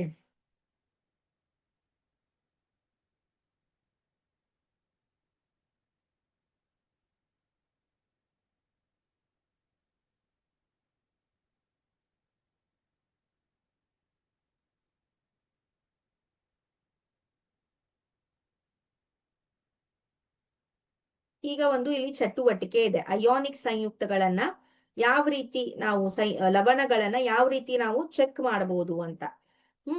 ವಿಜ್ಞಾನ ಪ್ರಯೋಗಾಲಯದಲ್ಲಿ ನಾವು sodium chloride, potassium iodide, barium chloride, so ಈ ತರ ಲವಣಗಳನ್ನ ಈ ರೀತಿ ಸ್ಪ್ಯಾಚುಲಾ ಅಂತ ಕರೀತಾರೆ ಇದಕ್ಕೆ, ಚಮಚೆ. ಹೌದಾ? ಸ್ಪ್ಯಾಚುಲಾದಲ್ಲಿ ತೆಗೆದುಕೊಂಡು ಈ ರೀತಿ ಬರ್ನರ್ ಮೂಲಕ ಕಾಯಿಸಿ ನೋಡ್ಬೇಕು. ಸೊ ಅವಾಗ ಅವು ಆ ಒಂದು ಯಾವ ಜ್ವಾಲೆ, ಯಾವ ಬಣ್ಣದ ಜ್ವಾಲೆ ನಮಗೆ ಸಿಗತ್ತೆ, ಸಂಯುಕ್ತಗಳು ಕರಗ್ತಾವೇನೋ ಇಲ್ವೋ, ಸೊ ಅದರ ಆಧಾರದ ಮೇಲೆ ನಾವು ಅಯೋನಿಕ್ ಸಂಯುಕ್ತಗಳ ಭೌತಿಕ ಗುಣಗಳನ್ನ ಕಲಿಬಹುದು. ಸೊ ಇಲ್ಲಿ ನೋಡೋಣ ಭೌತ ಸ್ಥಿತಿ ಯಾವ ರೀತಿ ಇರತ್ತೆ ಅಯೋನಿಕ್ ಸಂಯುಕ್ತದ್ದು ಅಂತ. ಸೊ ಇಲ್ಲಿ ನೋಡಿ, ಅಯೋನಿಕ್ ಸಂಯುಕ್ತಗಳು ಘನ ವಸ್ತುಗಳಾಗಿದ್ದು ಧನ ಮತ್ತು ಋಣ ಅಯಾನುಗಳ ನಡುವೆ ಇರುವ ಪ್ರಬಲ ಆಕರ್ಷಣ ಬಲದಿಂದಾಗಿ ಸ್ವಲ್ಪ ಮಟ್ಟಿಗೆ ಕಠಿಣವಾಗಿರುತ್ತವೆ. ಅವು ಘನ ವಸ್ತುಗಳಾಗಿರ್ತವೆ. ಅದೇ ರೀತಿ ಧನ ಮತ್ತು ಋಣ ಅಯಾನುಗಳ ನಡುವೆ ಫ್ರೆಂಡ್ಶಿಪ್ ಇರೋದ್ರಿಂದ, ಪ್ರಬಲ ಆಕರ್ಷಣ, ಸ್ಟ್ರಾಂಗ್ ಅಟ್ರಾಕ್ಷನ್ ಇರೋದ್ರಿಂದ ಅವು ಕಠಿಣವಾಗಿರ್ತವೆ, ಅಂದ್ರೆ ಹಾರ್ಡ್ ಆಗಿರ್ತವೆ ಅಂತ ಅರ್ಥ. ಈ ಸಂಯುಕ್ತಗಳು ಸಾಮಾನ್ಯವಾಗಿ ಬಿಧುರವಾಗಿದ್ದು ಒತ್ತಡವನ್ನು ಹಾಕಿದಾಗ ಪುಡಿಯಾಗುತ್ತವೆ. ಬಿಧುರ ಅಂದ್ರೆ ಬ್ರಿಟಲ್ ಅಂತ. ಈ ರೀತಿ ಕ್ರಿಸ್ಟಲ್ಸ್ ತರ ಇರುತ್ತೆ, ಕ್ರಿಸ್ಟಲ್ಸ್ ಹಳಕಾಗಿರುತ್ತೆ. ಇಲ್ಲಿ ನೋಡಿ ಮ್ಯಾಗ್ನೀಷಿಯಂ ಕ್ಲೋರೈಡ್, ಸೋಡಿಯಂ ಕ್ಲೋರೈಡ್ ನಾವು ಮನೆಯಲ್ಲೇ ಬಳಸ್ತೇವೆ, ನಾವು ತಿನ್ನುವ ಉಪ್ಪು ಅದೇ ಸೋಡಿಯಂ ಕ್ಲೋರೈಡ್. ಸೊ ಅದು ಹಳಕಾಗಿರುತ್ತೆ. ಸೊ ಅದರ ಮೇಲೆ ನೀವು ಜಾಸ್ತಿ ಒತ್ತಡವನ್ನ ಹಾಕಿದಾಗ ಅದೇನಾಗತ್ತೆ, ಪುಡಿ ಆಗೋಗ್ಬಿಡತ್ತೆ. ಸೊ ಆದ್ರಿಂದ ಇವು ಬಿಧುರವಾಗಿದ್ದು ಪುಡಿ ಆಗುವ ಚಾನ್ಸಸ್ ಇರತ್ತೆ.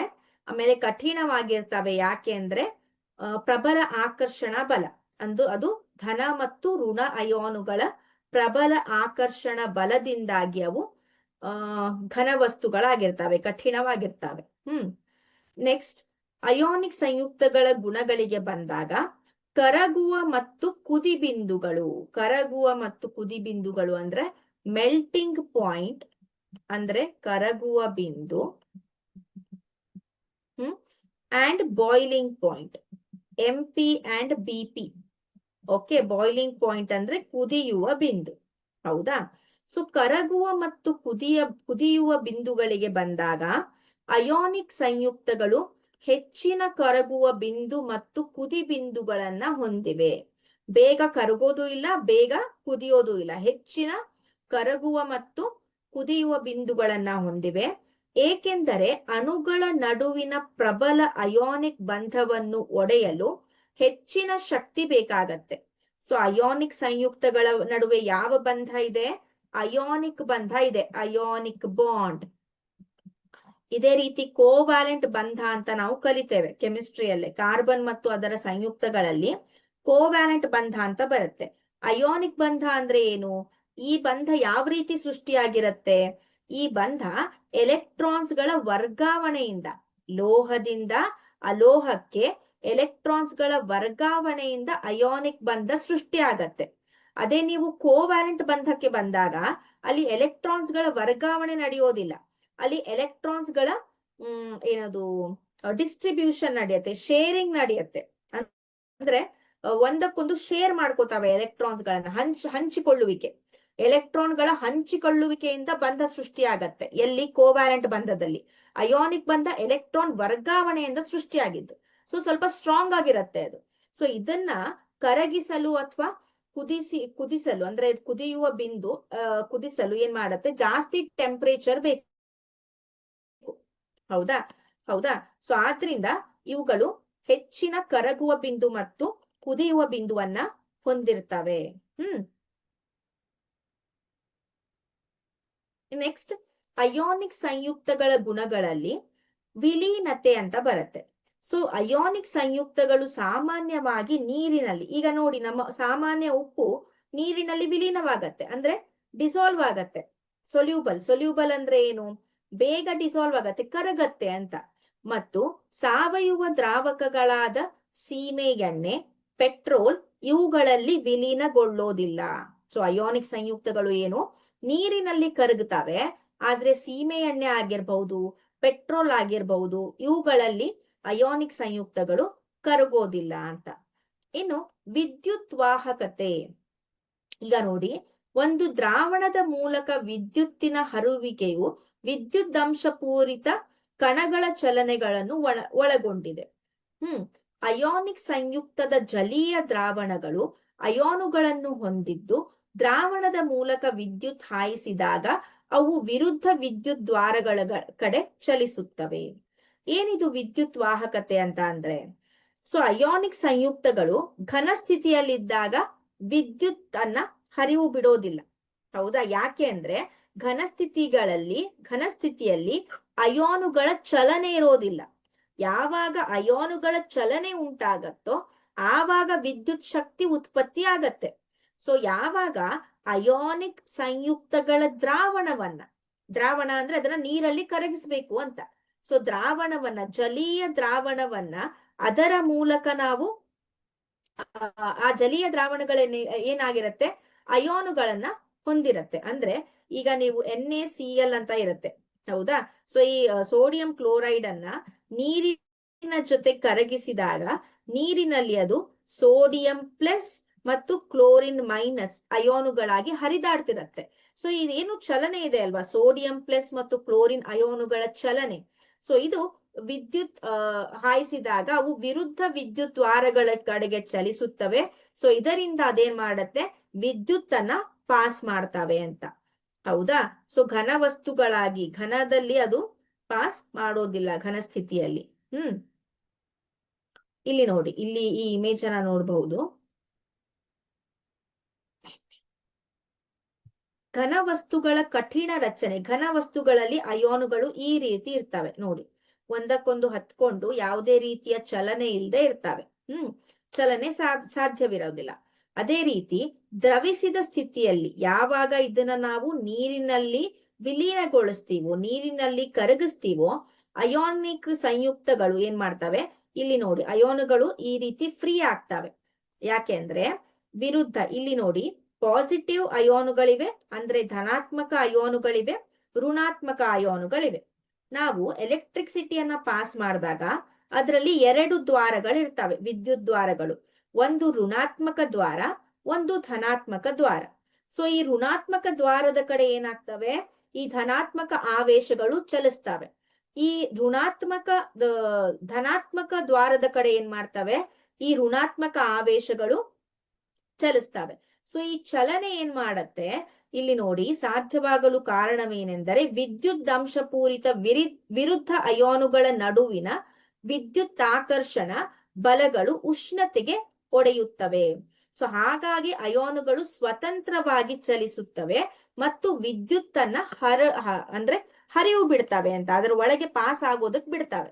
ಅದೇ ರೀತಿ ಘನ ಸ್ಥಿತಿಯಲ್ಲಿ ಏನಾಗತ್ತೆ, ಅಲ್ಲಿ ಅಯೋನುಗಳು ಒಂದಕ್ಕೊಂದು ಕಠಿಣವಾಗಿ ಅರೇಂಜ್ ಆಗಿರೋದ್ರಿಂದ ಅಲ್ಲಿ ಯಾವುದೇ ರೀತಿಯ ಅಯೋನುಗಳ ಚಲನೆ ಸಾಧ್ಯವಿಲ್ಲ. ಸೊ ಅಲ್ಲಿ ವಿದ್ಯುತ್ ವಾಹಕತೆ ನಡೆಯೋದಿಲ್ಲ. ಓಕೆ. ಸೊ ಈಗ ನಾವು ಅಯೋನಿಕ್ ಸಂಯುಕ್ತಗಳ ಬಗ್ಗೆ ಕಲ್ತ್ವಿ ಅಲ್ವಾ. ಅಯೋನಿಕ್ ಸಂಯುಕ್ತಗಳು ಹೇಳಿ. ಈಗ ಅಯೋನಿಕ್ ಸಂಯುಕ್ತಗಳಂದ್ರೆ ಏನು, ಯಾರು ಹೇಳ್ತೀರಾ? ಅಯೋನಿಕ್ ಸಂಯುಕ್ತಗಳಂದ್ರೆ ಏನು? ಎಸ್,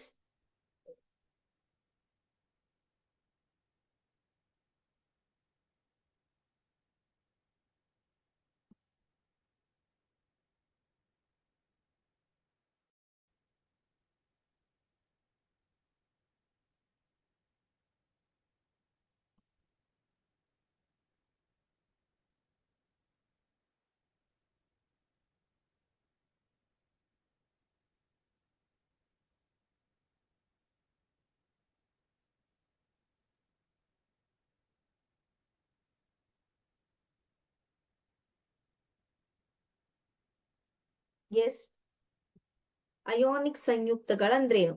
ಬೇಗ.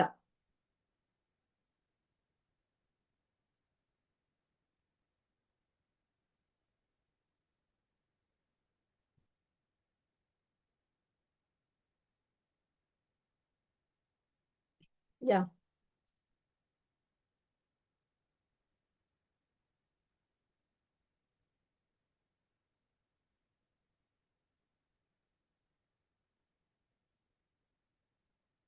ಲೋಹ ಮತ್ತು ಅಲೋಹಗಳ ಮೂಲಕ ಉಂಟಾಗುವ ಕ್ರಿಯೆ.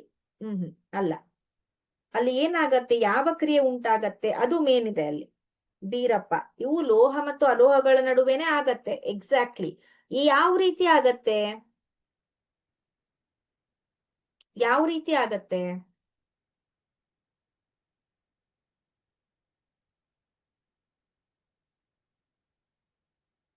ಇದು ತುಂಬಾ ಇಂಪಾರ್ಟೆಂಟ್ ಚಾಪ್ಟರ್. ಆನ್ಸರ್ ಮಾಡದೆ ಹೋದ್ರೆ ನಿಮ್ಗೆ ಅರ್ಥ ಆಗೋದಿಲ್ಲ ಮುಂದೆ ಇದು.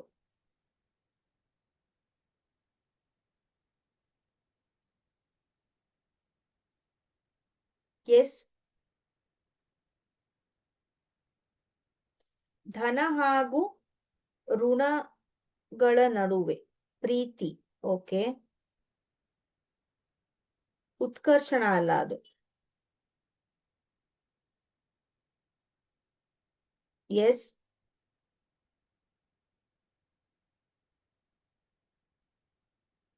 ಇಲ್ಲಿ ಅಯೋನಿಕ್ ಸಂಯುಕ್ತಗಳು ಏನಾಗ್ತವೆ, ಲೋಹ ಮತ್ತು ಅಲೋಹಗಳ ನಡುವೆ ಆಗುವ ಎಲೆಕ್ಟ್ರಾನ್ಗಳ ವರ್ಗಾವಣೆಯಿಂದ ಅಯೋನಿಕ್ ಸಂಯುಕ್ತಗಳು ಉಂಟಾಗ್ತವೆ. ಹೌದಾ? ಅಲ್ಲಿ ಏನ್ ಬರ್ಬೇಕು, ಮೊದಲಿಗೆ ಎಲೆಕ್ಟ್ರಾನ್ ವರ್ಗಾವಣೆ ಅನ್ನುವಂತಹ ಟರ್ಮ್ ಬರ್ಬೇಕು. ಅದೇ ರೀತಿ ಯಾವುದರ ನಡುವೆ?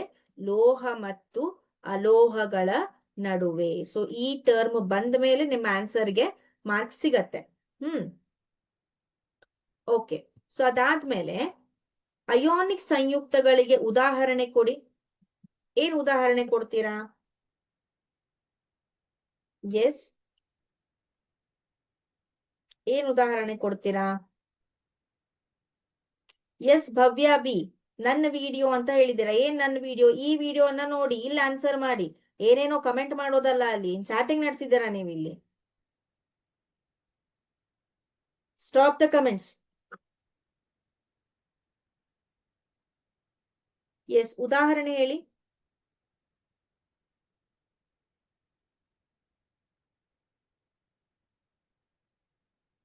S,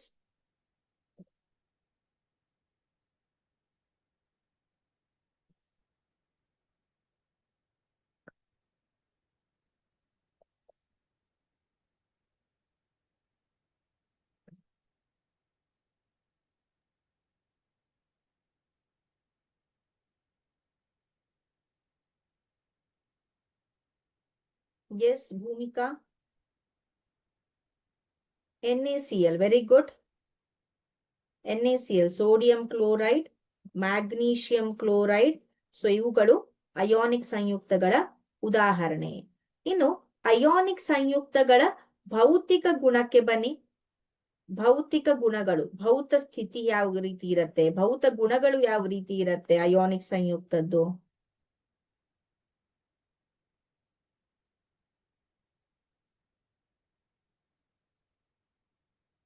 S Lalitha, magnesium chloride, exactly.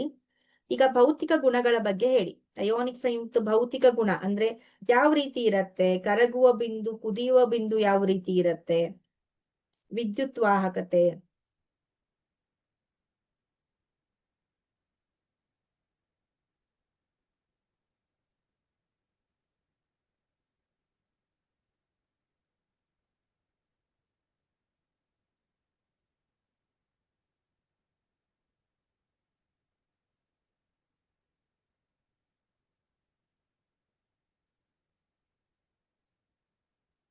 ಭೌತ ಸ್ಥಿತಿ ಯಾವ ರೀತಿ ಇರತ್ತೆ? ಭೌತ ಸ್ಥಿತಿ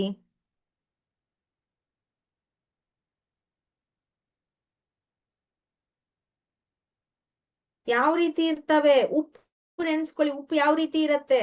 ಘನನ, ದ್ರವನ, ಅನಿಲನ, ಏನದು?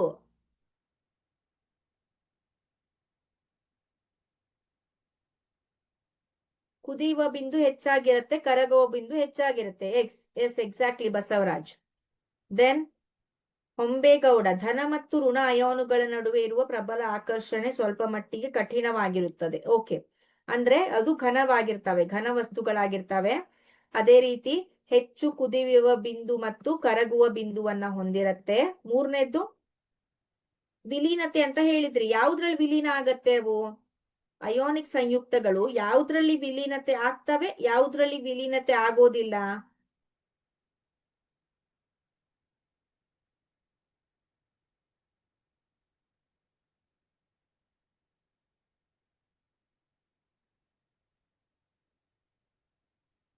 B fast.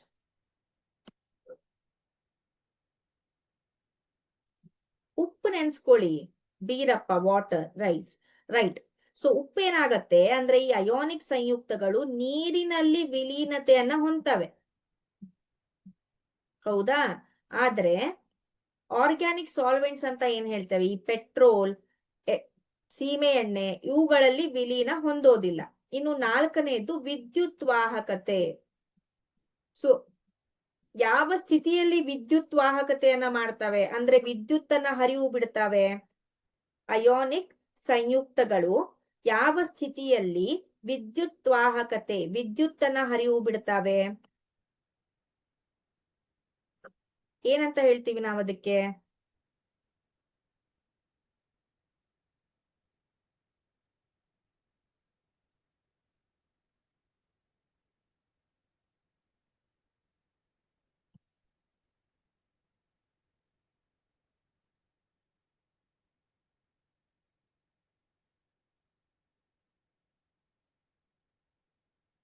ದ್ರವಿಸಿದ ಸ್ಥಿತಿಯಲ್ಲಿ, ನೀರಿನಲ್ಲಿ ವಿಲೀನಗೊಳ್ಳೋದು ಅಂತ ಹೇಳ್ಬೋದು. ಆದ್ರೆ ನಾವೇನ್ ಬರಿಬೇಕು ಇಲ್ಲಿ? ದ್ರವಿಸಿದ ಸ್ಥಿತಿಯಲ್ಲಿ. ಎಸ್, ಎಕ್ಸಾಕ್ಟ್ಲಿ ಬಸವರಾಜ್ ತೇಲಿ. ದ್ರವಿಸಿದ ಸ್ಥಿತಿ, ಘನ ವಸ್ತುವಿನಲ್ಲಿ ಅದು ವಿದ್ಯುತ್ ವಾಹಕತೆಯನ್ನ ಮಾಡೋದಿಲ್ಲ. ಇನ್ನು ನೆಕ್ಸ್ಟ್ ಬರೋದು ಲೋಹಗಳ ದೊರೆಯುವಿಕೆ. ಲೋಹಗಳ ಬಗ್ಗೆ ಕಲ್ತ್ವಿ ನಾವು. ಲೋಹಗಳು ಯಾವ ರೀತಿ ದೊರೀತಾವೆ? ಈಗ ಫಾರ್ ಎಕ್ಸಾಂಪಲ್ ನಾವೆಲ್ಲ ಯೂಸ್ ಮಾಡ್ತೇವೆ, ಅಲ್ಯೂಮಿನಿಯಂ ಯೂಸ್ ಮಾಡ್ತೇವೆ, ಕಬ್ಬಿಣ ಯೂಸ್ ಮಾಡ್ತೇವೆ, ತಾಮ್ರ ಯೂಸ್ ಮಾಡ್ತೇವೆ. ಸೊ ಎಲ್ಲಿಂದ ನಾವು ಇದನ್ನ ಮಾರ್ಕೆಟ್ ಇಂದ ಪರ್ಚೇಸ್ ಮಾಡಿ ಅಂಗಡಿಗಳಲ್ಲಿ ತರ್ತೇವೆ. ಅಂಗಡಿಗಳಲ್ಲಿ ಯಾವ ಬರುತ್ತೆ? ಫ್ಯಾಕ್ಟ್ರಿಯಿಂದ ಬರುತ್ತೆ. ಫ್ಯಾಕ್ಟ್ರಿಯವ್ರು ಯಾವ ರೀತಿ ಲೋಹವನ್ನ ಪಡೆದುಕೊಳ್ತಾರೆ, ಯಾವ ರೀತಿ ಅದಕ್ಕೆ ಶೇಪ್ ಅನ್ನ ಕೊಡ್ತಾರೆ, ಸೊ ಅದನ್ನ ನಾವು ಕಲಿತೇವೆ. ಸೊ ಲೋಹಗಳ ದೊರೆಯುವಿಕೆಯಲ್ಲಿ ಭೂತೊಗಟೆಯಲ್ಲಿ ಅಂದ್ರೆ ಭೂಮಿಯ ಆಳದಲ್ಲಿ, ಹೌದೇ, ಭೂಮಿಯ ಕೆಳಗೆ ನೈಸರ್ಗಿಕವಾಗಿ ದೊರೆಯುವ ಧಾತು, ನೈಸರ್ಗಿಕವಾಗಿ ಅಲ್ಲಿ ಯಾರು ಹೋಗಿ ರಿಯಾಕ್ಷನ್ ಅನ್ನ ಮಾಡಿ, ಕೆಮಿಸ್ಟ್ರಿ ಲ್ಯಾಬ್ ಏನಿಲ್ಲ ಒಳಗಡೆ, ಭೂಮಿ ಒಳಗಡೆ ಕೆಮಿಸ್ಟ್ರಿ ಲ್ಯಾಬ್ ಇಲ್ಲ ಅಲ್ಲಿ ಏನೋ ಪ್ರೊಡ್ಯೂಸ್ ಮಾಡೋದಕ್ಕೆ. ಸೊ ನೈಸರ್ಗಿಕವಾಗಿ ಅಲ್ಲಿ ಕೆಲವೊಂದಿಷ್ಟು ಧಾತುಗಳಿವೆ, ಕೆಲವೊಂದಿಷ್ಟು ಸಂಯುಕ್ತಗಳಿವೆ. ಸೊ ಆ ಧಾತು ಮತ್ತು ಸಂಯುಕ್ತಗಳು ಏನು ನಮಗೆ ನೈಸರ್ಗಿಕವಾಗಿ ಸಿಗ್ತಾವೋ ಭೂತೊಗಟೆಯಲ್ಲಿ, ಆ ಒಂದು ಧಾತು ಮತ್ತು ಸಂಯುಕ್ತಗಳಿಗೆ ನಾವು ಖನಿಜಗಳು, ಇಂಗ್ಲಿಷ್ ಅಲ್ಲಿ ಮಿನಿರಲ್ಸ್ ಅಂತ ಕರಿತೇವೆ. ಸೊ ಈ ಮಿನಿರಲ್ಸ್ ಅಂತ ಏನ್ ಹೇಳ್ತೇವೆ, ಈ ಖನಿಜಗಳು ಅಂತ ಏನ್ ಹೇಳ್ತೇವೆ, ಅವುಗಳು ಕೆಲವೊಂದಿಷ್ಟು ಲೋಹಗಳನ್ನ ಏನದು ಹೊಂದಿರ್ತವೆ. ಖನಿಜಗಳು ಅಂದ್ರೆ ಎಕ್ಸಾಕ್ಟ್ಲಿ ಕಬ್ಬಿಣ ಅಂದ್ರೆ ಕಬ್ಬಿಣನೇ ಸಿಗೋದಿಲ್ಲ, ಅದು ಬೇರೆ ಒಂದು ಧಾತುವಿನ ಜೊತೆ, ಬೇರೆ ಒಂದು ಸಂಯುಕ್ತದ ಜೊತೆ ಏನಾಗಿರುತ್ತೆ, ಮಿಕ್ಸ್ ಆಗಿರತ್ತೆ, ಕಂಬೈನ್ ಆಗಿರತ್ತೆ, ಹೌದಾ? ಸೊ ಅದರಿಂದ ನಾವು ಕಬ್ಬಿಣವನ್ನ ಸಪರೇಟ್ ಮಾಡಬೇಕು, ಅದರಿಂದ ನಾವು ಕಾಪರ್ ಅನ್ನ ಸಪರೇಟ್ ಮಾಡಬೇಕು. ಸೊ ಖನಿಜಗಳಿಂದ ನಿರ್ದಿಷ್ಟ ಲೋಹವನ್ನು ಲಾಭದಾಯಕವಾಗಿ ಯಾಕೆ ಸಪರೇಟ್ ಮಾಡಬೇಕು? ನಮಗೆ ಲಾಭ ಬೇಕು, ಹೌದಾ? ಕೋಲಾರದಲ್ಲಿ ಯಾವ ಗಣಿ ಇದೆ? ಕೋಲಾರದಲ್ಲಿ ಯಾವ ಗಣಿ ಇದೆ ಮಕ್ಕಳೇ? S,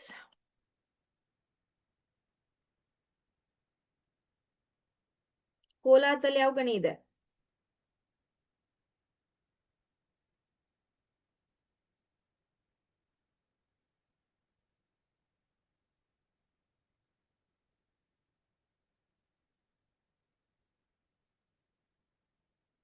aluminium. Okay okay, KGF ಇಲ್ಲ ಅಲ್ಲಿ, KGF ಮೂವಿ ಗಣಿ ಬಗ್ಗೆ ಅಷ್ಟೇ.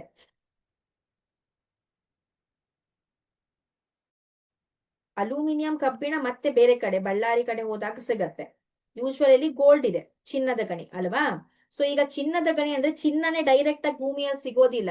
ಚಿನ್ನ ಬೇರೆ ಒಂದು ಧಾತು ಮತ್ತು ಸಂಯುಕ್ತಗಳ ಜೊತೆ ಬೆರೆತು ಹೋಗಿರತ್ತೆ. ಸೊ ಆ ಒಂದು ಯಾವ ಖನಿಜಗಳಲ್ಲಿ ಈ ಒಂದು ಚಿನ್ನ ಆಯ್ತು, ಈ ಒಂದು ಲೋಹಗಳು ಮಿಶ್ರಿತವಾಗಿರತ್ತೋ ಆ ಖನಿಜಗಳಿಗೆ ನಾವೇನಂತ ಕರಿತೇವೆ?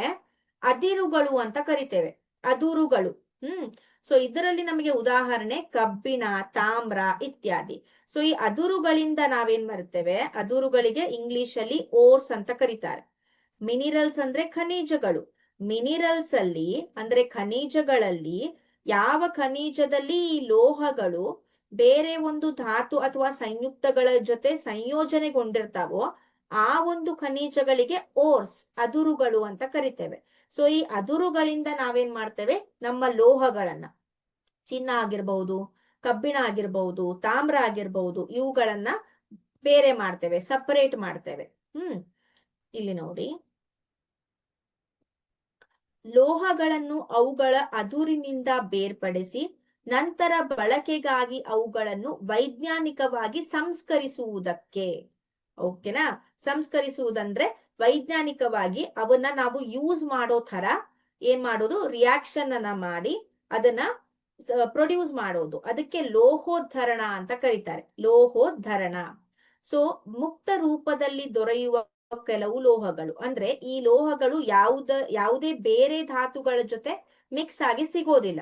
ಚಿನ್ನ, ಬೆಳ್ಳಿ, ಪ್ಲಾಟಿನಂ, ತಾಮ್ರ ಇವೆಲ್ಲವೂ ಕೂಡ ಫ್ರೀ ಆಗಿ ಅಂದ್ರೆ ಫ್ರೀ ಫಾರ್ಮ್ ಅಲ್ಲಿ, ಮುಕ್ತ ರೂಪದಲ್ಲಿ, ಬೇರೆಯದ್ರ ಜೊತೆ ಜಾಸ್ತಿ ಮಿಕ್ಸ್ ಇರೋದಿಲ್ಲ ಇದು. ತಾಮ್ರ ಮತ್ತು ಬೆಳ್ಳಿ ಏನಿದೆ ಅವುಗಳ ಸಂಯೋಜಿತ ರೂಪವಾದ ಸಲ್ಫೈಡ್ ಮತ್ತು ಆಕ್ಸೈಡ್ ಅದುರುಗಳ ರೂಪದಲ್ಲಿಯೂ ದೊರೆಯುತ್ತವೆ.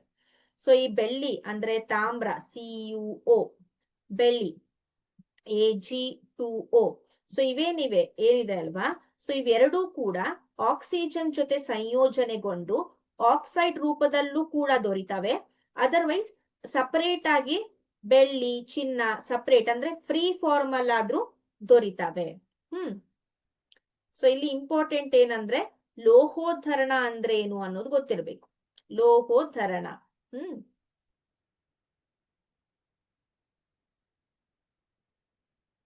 ನೆಕ್ಸ್ಟ್, ಈಗ ಲೋಹೋದ್ಧರಣದಲ್ಲಿ ಈ ಒಂದು ರಿಯಾಕ್ಟಿವಿಟಿ ಸಿರೀಸ್ ಅಂತ ಏನ್ ಹೇಳ್ತೇವೆ, ಸೊ ಇದು ತುಂಬಾ ಮುಖ್ಯವಾದ ಪಾತ್ರವನ್ನ ಏನದು ತಗೊಳತ್ತೆ. ಈ ಕ್ರಿಯಾಶೀಲ ಸರಣಿ ಅಂತ ಏನ್ ನೋಡಿದ್ವಿ ಅದು. ಸೊ ಇಲ್ಲಿ ಸರಣಿಯ ಮೇಲ್ಭಾಗದಲ್ಲಿರುವ ಲೋಹಗಳು ಇಲ್ಲಿ ನೋಡಿ, ಮೇಲ್ಭಾಗದಲ್ಲಿ ಯಾವ್ದ್ಯಾವ್ದಿದೆ? Potassium, sodium, calcium, magnesium, aluminium. ಹೌದಾ? ಹೆಚ್ಚು ಕ್ರಿಯಾಪಟುತ್ವ ಹೊಂದಿರ್ತವೆ ಇವೆಲ್ಲ. ಹೌದಾ? ಸೊ ಇವು ನಿಸರ್ಗದಲ್ಲಿ ಮುಕ್ತ ಧಾತುಗಳಾಗಿ ದೊರೆಯೋದಿಲ್ಲ. ಇವೇನಿರ್ತವೆ? ಬೇರೆ ಒಂದು ಧಾತುಗಳ ಜೊತೆ ಸಂಯೋಜನೆಗೊಂಡಿರ್ತವೆ. ಮುಕ್ತವಾಗಿ ಫ್ರೀ ಆಗಿ ದೊರಕೋದಿಲ್ಲ. ಅಂದ್ರೆ ಪೊಟ್ಯಾಷಿಯಂ ಆಗಿ ದೊರಕೋದಿಲ್ಲ, ಪೊಟ್ಯಾಷಿಯಂ ಸಲ್ಫೇಟ್. ಸೋಡಿಯಂ ಆಗಿ ದೊರಕೋದಿಲ್ಲ, ಸೋಡಿಯಂ ಆಕ್ಸೈಡ್, ಸೋಡಿಯಂ ಸಲ್ಫೇಟ್ ಈ ರೀತಿಯಾಗಿ ದೊರಕತ್ತೆ. ಅದೇ ರೀತಿ ಕ್ರಿಯಾಶೀಲ ಸರಣಿಯ ಮಧ್ಯಭಾಗದಲ್ಲಿ, ಕ್ರಿಯಾಶೀಲ ಸರಣಿಯ ಮಧ್ಯಭಾಗ ಯಾವುದು? ಜಿಂಕ್, ಐರನ್, ಸೀಸಾ, Pb ಅಂದ್ರೆ ಲೆಡ್, ಸೀಸಾ ಮತ್ತು ತಾಮ್ರ. ಸೊ ಇವು ಮಧ್ಯಮ ಕ್ರಿಯಾಪಟುತ್ವ ಅಂದ್ರೆ ಅತಿ ಹೆಚ್ಚು ಕ್ರಿಯಾಶೀಲನೂ ಅಲ್ಲ, ಅತಿ ಕಡಿಮೆ ಕ್ರಿಯಾಶೀಲನೂ ಅಲ್ಲ, ಮಧ್ಯಮ ಕ್ರಿಯಾಪಟುತ್ವವನ್ನ ಹೊಂದಿರ್ತವೆ. ಸೊ ಇವು ಏನಾಗ್ತವೆ? ಭೂತೊಗಟೆಯಲ್ಲಿ ಆಕ್ಸೈಡ್ಗಳು, ಸಲ್ಫೈಡ್ಗಳು ಅಥವಾ ಕಾರ್ಬೋನೇಟ್ಗಳ ರೂಪದಲ್ಲಿ, ಅಂದ್ರೆ ಜಿಂಕ್ ಕಾರ್ಬೋನೇಟ್, ಆಮೇಲೆ ಕಾಪರ್ ಸಲ್ಫೇಟ್, ಸಲ್ಫೈಡ್, C2S ಅನ್ಸುತ್ತೆ, CS, ಕಾಪರ್ ಸಲ್ಫೈಡ್. ಸೊ ಈ ರೀತಿಯಾಗಿ ದೊರೀತವೆ.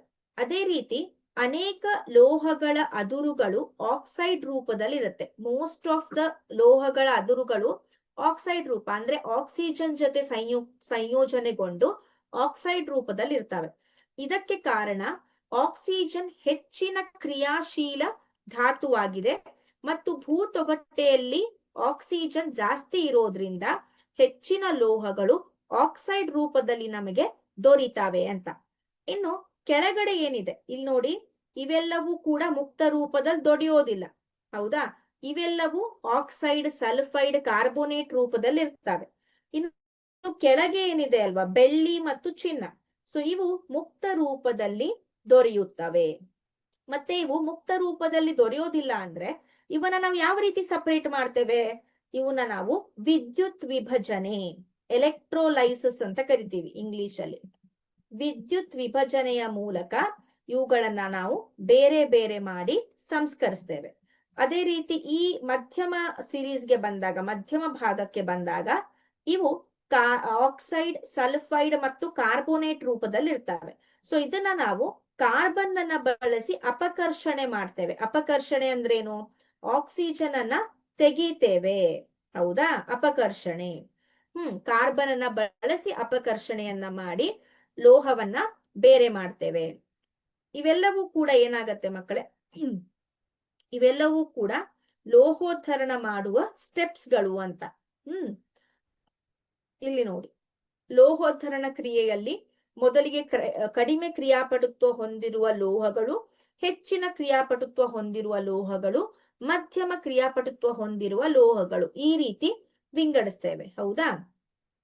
ನಂತರ ಲೋಹಗಳ ವಿಂಗಡಣೆ. ಈಗ ಅದುರು ಇದೆ, ಅದುರಿನ ಸಾರವರ್ಧನೆ ಅಂದ್ರೆ ಸ್ವಲ್ಪ ಅದುರಿರತ್ತೆ, ಅದನ್ನ ಜಾಸ್ತಿ ಮಾಡ್ಬೇಕು. ನಾವು ಅದನ್ನ ಜಾಸ್ತಿ ಮಾಡ್ತೇವೆ, ಸಾರವರ್ಧನೆ ಅಂತ. ಕಾನ್ಸಂಟ್ರೇಷನ್ ಅಂತ ಕರಿತೀವಿ, ಓರ್ ಕಾನ್ಸಂಟ್ರೇಷನ್ ಆಫ್ ಓರ್ ಅಂತ. ಸೊ ಅದರಲ್ಲಿ ಸಾರವರ್ಧನೆ ನಂತರ ಅದರಲ್ಲಿ ಹೆಚ್ಚಿನ ಕ್ರಿಯಾಪಟು ಲೋಹಗಳು, ಮಧ್ಯಮ ಮತ್ತು ಕಡಿಮೆ ಕ್ರಿಯಾಪಟು. ಹೆಚ್ಚಿನ ಕ್ರಿಯಾಪಟು ಲೋಹಗಳನ್ನ ಏನ್ ಮಾಡ್ತೇವೆ? ದ್ರವಿಸಿದ ಅದುರಿನ ವಿದ್ಯುತ್ ವಿಭಜನೆ, ಎಲೆಕ್ಟ್ರೋಲೈಸಿಸ್ ಮಾಡಿದಾಗ ನಮಗೆ ಅದರಿಂದ ಶುದ್ಧ ಲೋಹ ಸಿಗತ್ತೆ. ಮಧ್ಯಮ ಕ್ರಿಯಾಪಟುಗಳಲ್ಲಿ ಒಂದಿಷ್ಟು ಸಲ್ಫೈಡ್ ಅದುರುಗಳಿರ್ತವೆ, ಅಂದ್ರೆ ಸಲ್ಫರ್ ಜೊತೆ ಬೆರ್ತಿರ್ತವೆ. ಒಂದಿಷ್ಟು ಕಾರ್ಬೋನೇಟ್ ಅದುರುಗಳು ಅಂದ್ರೆ CO3 ಜೊತೆ ಬೆರ್ತಿರ್ತವೆ. ಸೊ ಕಾರ್ಬೋನೇಟ್ ಅದುರುಗಳನ್ನ ಕಾಸುವಿಕೆಯ ಮೂಲಕ ಲೋಹೀಯ ಆಕ್ಸೈಡ್ಗಳಾಗಿ ಪರಿವರ್ತಿಸಿ ಲೋಹಗಳನ್ನ ಅಪಕರ್ಷಿಸಿ ಲೋಹಗಳನ್ನ ಶುದ್ಧೀಕರಣ ಮಾಡ್ತೇವೆ. ಸಲ್ಫೈಡ್ ಅದುರುಗಳನ್ನ ಹುರಿಯುವಿಕೆ, ಕಾಸುವಿಕೆ ಬೇರೆ, ಬಿಸಿ ಮಾಡೋದು ಬೇರೆ, ಹುರಿಯೋದು ಬೇರೆ. ಸೊ ಹುರಿಯುವಿಕೆ ಮಾಡಿ ಲೋಹೀಯ ಆಕ್ಸೈಡ್ಗಳಾಗಿ ಪರಿವರ್ತಿಸಿ ಲೋಹಗಳನ್ನ ಅಪಕರ್ಷಿಸಿ ಲೋಹಗಳ ಶುದ್ಧೀಕರಣವನ್ನ ಮಾಡ್ತೇವೆ. ಇನ್ನು ಕಡಿಮೆ ಕ್ರಿಯಾಪಟು ಲೋಹಗಳು ಏನಿರ್ತವೆ ಅವು ಯೂಶ್ವಲಿ ಸಲ್ಫೈಡ್ ಅದುರುಗಳಿಂದ ಕೂಡಿರ್ತವೆ. ಸೊ ಸಲ್ಫೈಡ್ ಅದುರುಗಳಿದ್ರೆ ಅವುಗಳನ್ನ ಹುರಿಯುವಿಕೆಯನ್ನ ಮಾಡಿ ಅದೇ ರೀತಿ ಲೋಹವನ್ನ ಶುದ್ಧೀಕರಣ ಮಾಡ್ತೇವೆ, ರೈಟ್? ಸೊ ಇಲ್ಲಿ ಯಾವ ರೀತಿ ಲೋಹಗಳ ವಿಂಗಡಣೆ ಮಾಡ್ತೇವೆ ಅನ್ನೋದು ಈ ಒಂದು ಫ್ಲೋ ಚಾರ್ಟ್ ಅಲ್ಲಿ ನಿಮಗೆ ಗೊತ್ತಾಗತ್ತೆ. ಇದು ಆಲ್ರೆಡಿ ನಿಮ್ಮ ಟೆಕ್ಸ್ಟ್ ಬುಕ್ ಅಲ್ಲಿ ಇದೆ, ನೀವು ಮತ್ತೆ ಇನ್ನೊಂದ್ಸಲ ರೆಫರ್ ಮಾಡಬಹುದು. ಇನ್ನು ಈ ಒಂದು ಸ್ಟೆಪ್ ಏನಿದೆ, ಅದುರುಗಳ ಪುಷ್ಟೀಕರಣ, ಇವೆಲ್ಲ ಸ್ಟೆಪ್ಸ್ ಏನಿದೆ, ಹುರಿಯುವಿಕೆ ಹೇಗೆ, ಕಾಸುವಿಕೆ ಹೇಗೆ, ಅಪಕರ್ಷಿಸುವಿಕೆ ಹೇಗೆ, ಇದನ್ನ ನಾವು ನಾಳಿನ ಸೆಷನ್ ಅಲ್ಲಿ ನೋಡೋಣ, ಓಕೆನಾ? ಯಾವುದು ಫುಲ್ ಸ್ಪೀಡ್ ಆಯ್ತು? ಖಾಜಾ ಹುಸೇನ್ ಇವತ್ತೇ ಫಸ್ಟ್ ಕಮೆಂಟ್ ನೋಡ್ತಾ ಇರೋದು ನಿಮ್ದು. Don't worry, okay? ನಾಳೆನೂ ಕೂಡ ನಾನು ಲೋಹೋದ್ಧರಣ ಇಲ್ಲಿಂದಾನೇ ಸ್ಟಾರ್ಟ್ ಮಾಡ್ಬೇಕು, ಓಕೆನಾ? ಸೊ ಇಲ್ಲಿಂದ ಸ್ಟಾರ್ಟ್ ಮಾಡ್ತೇನೆ. So you will understand it better. ಆದ್ರೂ ಕೂಡ ಡೌಟ್ ಇದ್ರೆ ಈ ವಿಡಿಯೋ ಯೂಟ್ಯೂಬ್ ಅಲ್ಲಿ ಮತ್ತೆ ಸಿಗತ್ತೆ, you can watch it. Speed ಅನ್ನ ಕಡಿಮೆ ಮಾಡಿ, ಯೂಟ್ಯೂಬ್ ಸ್ಪೀಡ್ ಅಂತ ಇರುತ್ತೆ, ವಿಡಿಯೋ ಸೆಟ್ಟಿಂಗ್ಸ್ ಅಲ್ಲಿ ಇರುತ್ತೆ. ಸೊ ಆ ಸ್ಪೀಡ್ ಅನ್ನ ಕಡಿಮೆ ಮಾಡಿ ನೀವು ನೋಡಬಹುದು, ಓಕೆ? Fine, okay. ದೆನ್ ನಾಳೆ ಲೋಹಗಳ ಅದುರುಗಳ ಪುಷ್ಟೀಕರಣ, ಅದೇ ರೀತಿ ಕ್ರಿಯಾಶೀಲತೆ ಸರಣಿಯಲ್ಲಿ ಯಾವ ರೀತಿ ಲೋಹಗಳನ್ನ ಉದ್ಧರಿಸಬೇಕು ಅದನ್ನ ನೋಡೋಣ. ಮತ್ತೆ ಲಾಸ್ಟ್ ಒಂದಿಷ್ಟು ಕಾನ್ಸೆಪ್ಟ್ಸ್ ಗಳಿವೆ, ಹೌದಾ? ಸೊ ನಾಳೆ ಈ ಪಾಠ ಮುಗಿಯತ್ತೆ. ತದನಂತರ ಮುಂದಿನ ಸೆಷನ್ ಅಲ್ಲಿ ಇದ್ರ ಬಗ್ಗೆ ಕ್ವಶನ್ ಅಂಡ್ ಆನ್ಸರ್ಸ್ ಗಳನ್ನು ಕೂಡ ರೆಡಿ ಮಾಡೋಣ. ತುಂಬಾ ಇಂಪಾರ್ಟೆಂಟ್ ಚಾಪ್ಟರ್ ಇದು. ಸೊ 6 to 7 ಮಾರ್ಕ್ಸ್ ಬರುತ್ತೆ ಪ್ರಾಬೆಬ್ಲಿ. ಬ್ಲೂ ಪ್ರಿಂಟ್ ಅನ್ನ ನೋಡಿ ಇನ್ನೊಂದ್ಸಲ ಹೇಳ್ತೇನೆ ಎಷ್ಟು ಮಾರ್ಕ್ಸ್ ಬರುತ್ತೆ ಅಂತ, okay? So I hope you understood. ಇವತ್ತು ಅಯೋನಿಕ್ ಸಂಯುಕ್ತಗಳ ಬಗ್ಗೆ ಇನ್ ಡೀಟೇಲ್ ಆಗಿ ನೋಡಿದ್ವಿ. ಅದೇ ರೀತಿ ಲೋಹಗಳ ದೊರೆಯುವಿಕೆ, ಲೋಹೋದ್ಧರಣ ಹೇಗೆ, ಯಾವ ರೀತಿ ಮಾಡ್ತೇವೆ, ಯಾವ ರೀತಿ ಲೋಹಗಳು ನಮಗೆ ದೊರೆಯುತ್ತೆ, ಸೊ ಅದರ ಬಗ್ಗೆ ನಾವು ತಿಳ್ಕೊಂಡ್ವಿ. Fine then. So let me end up the session here. Have a nice day. Take care. Bye bye.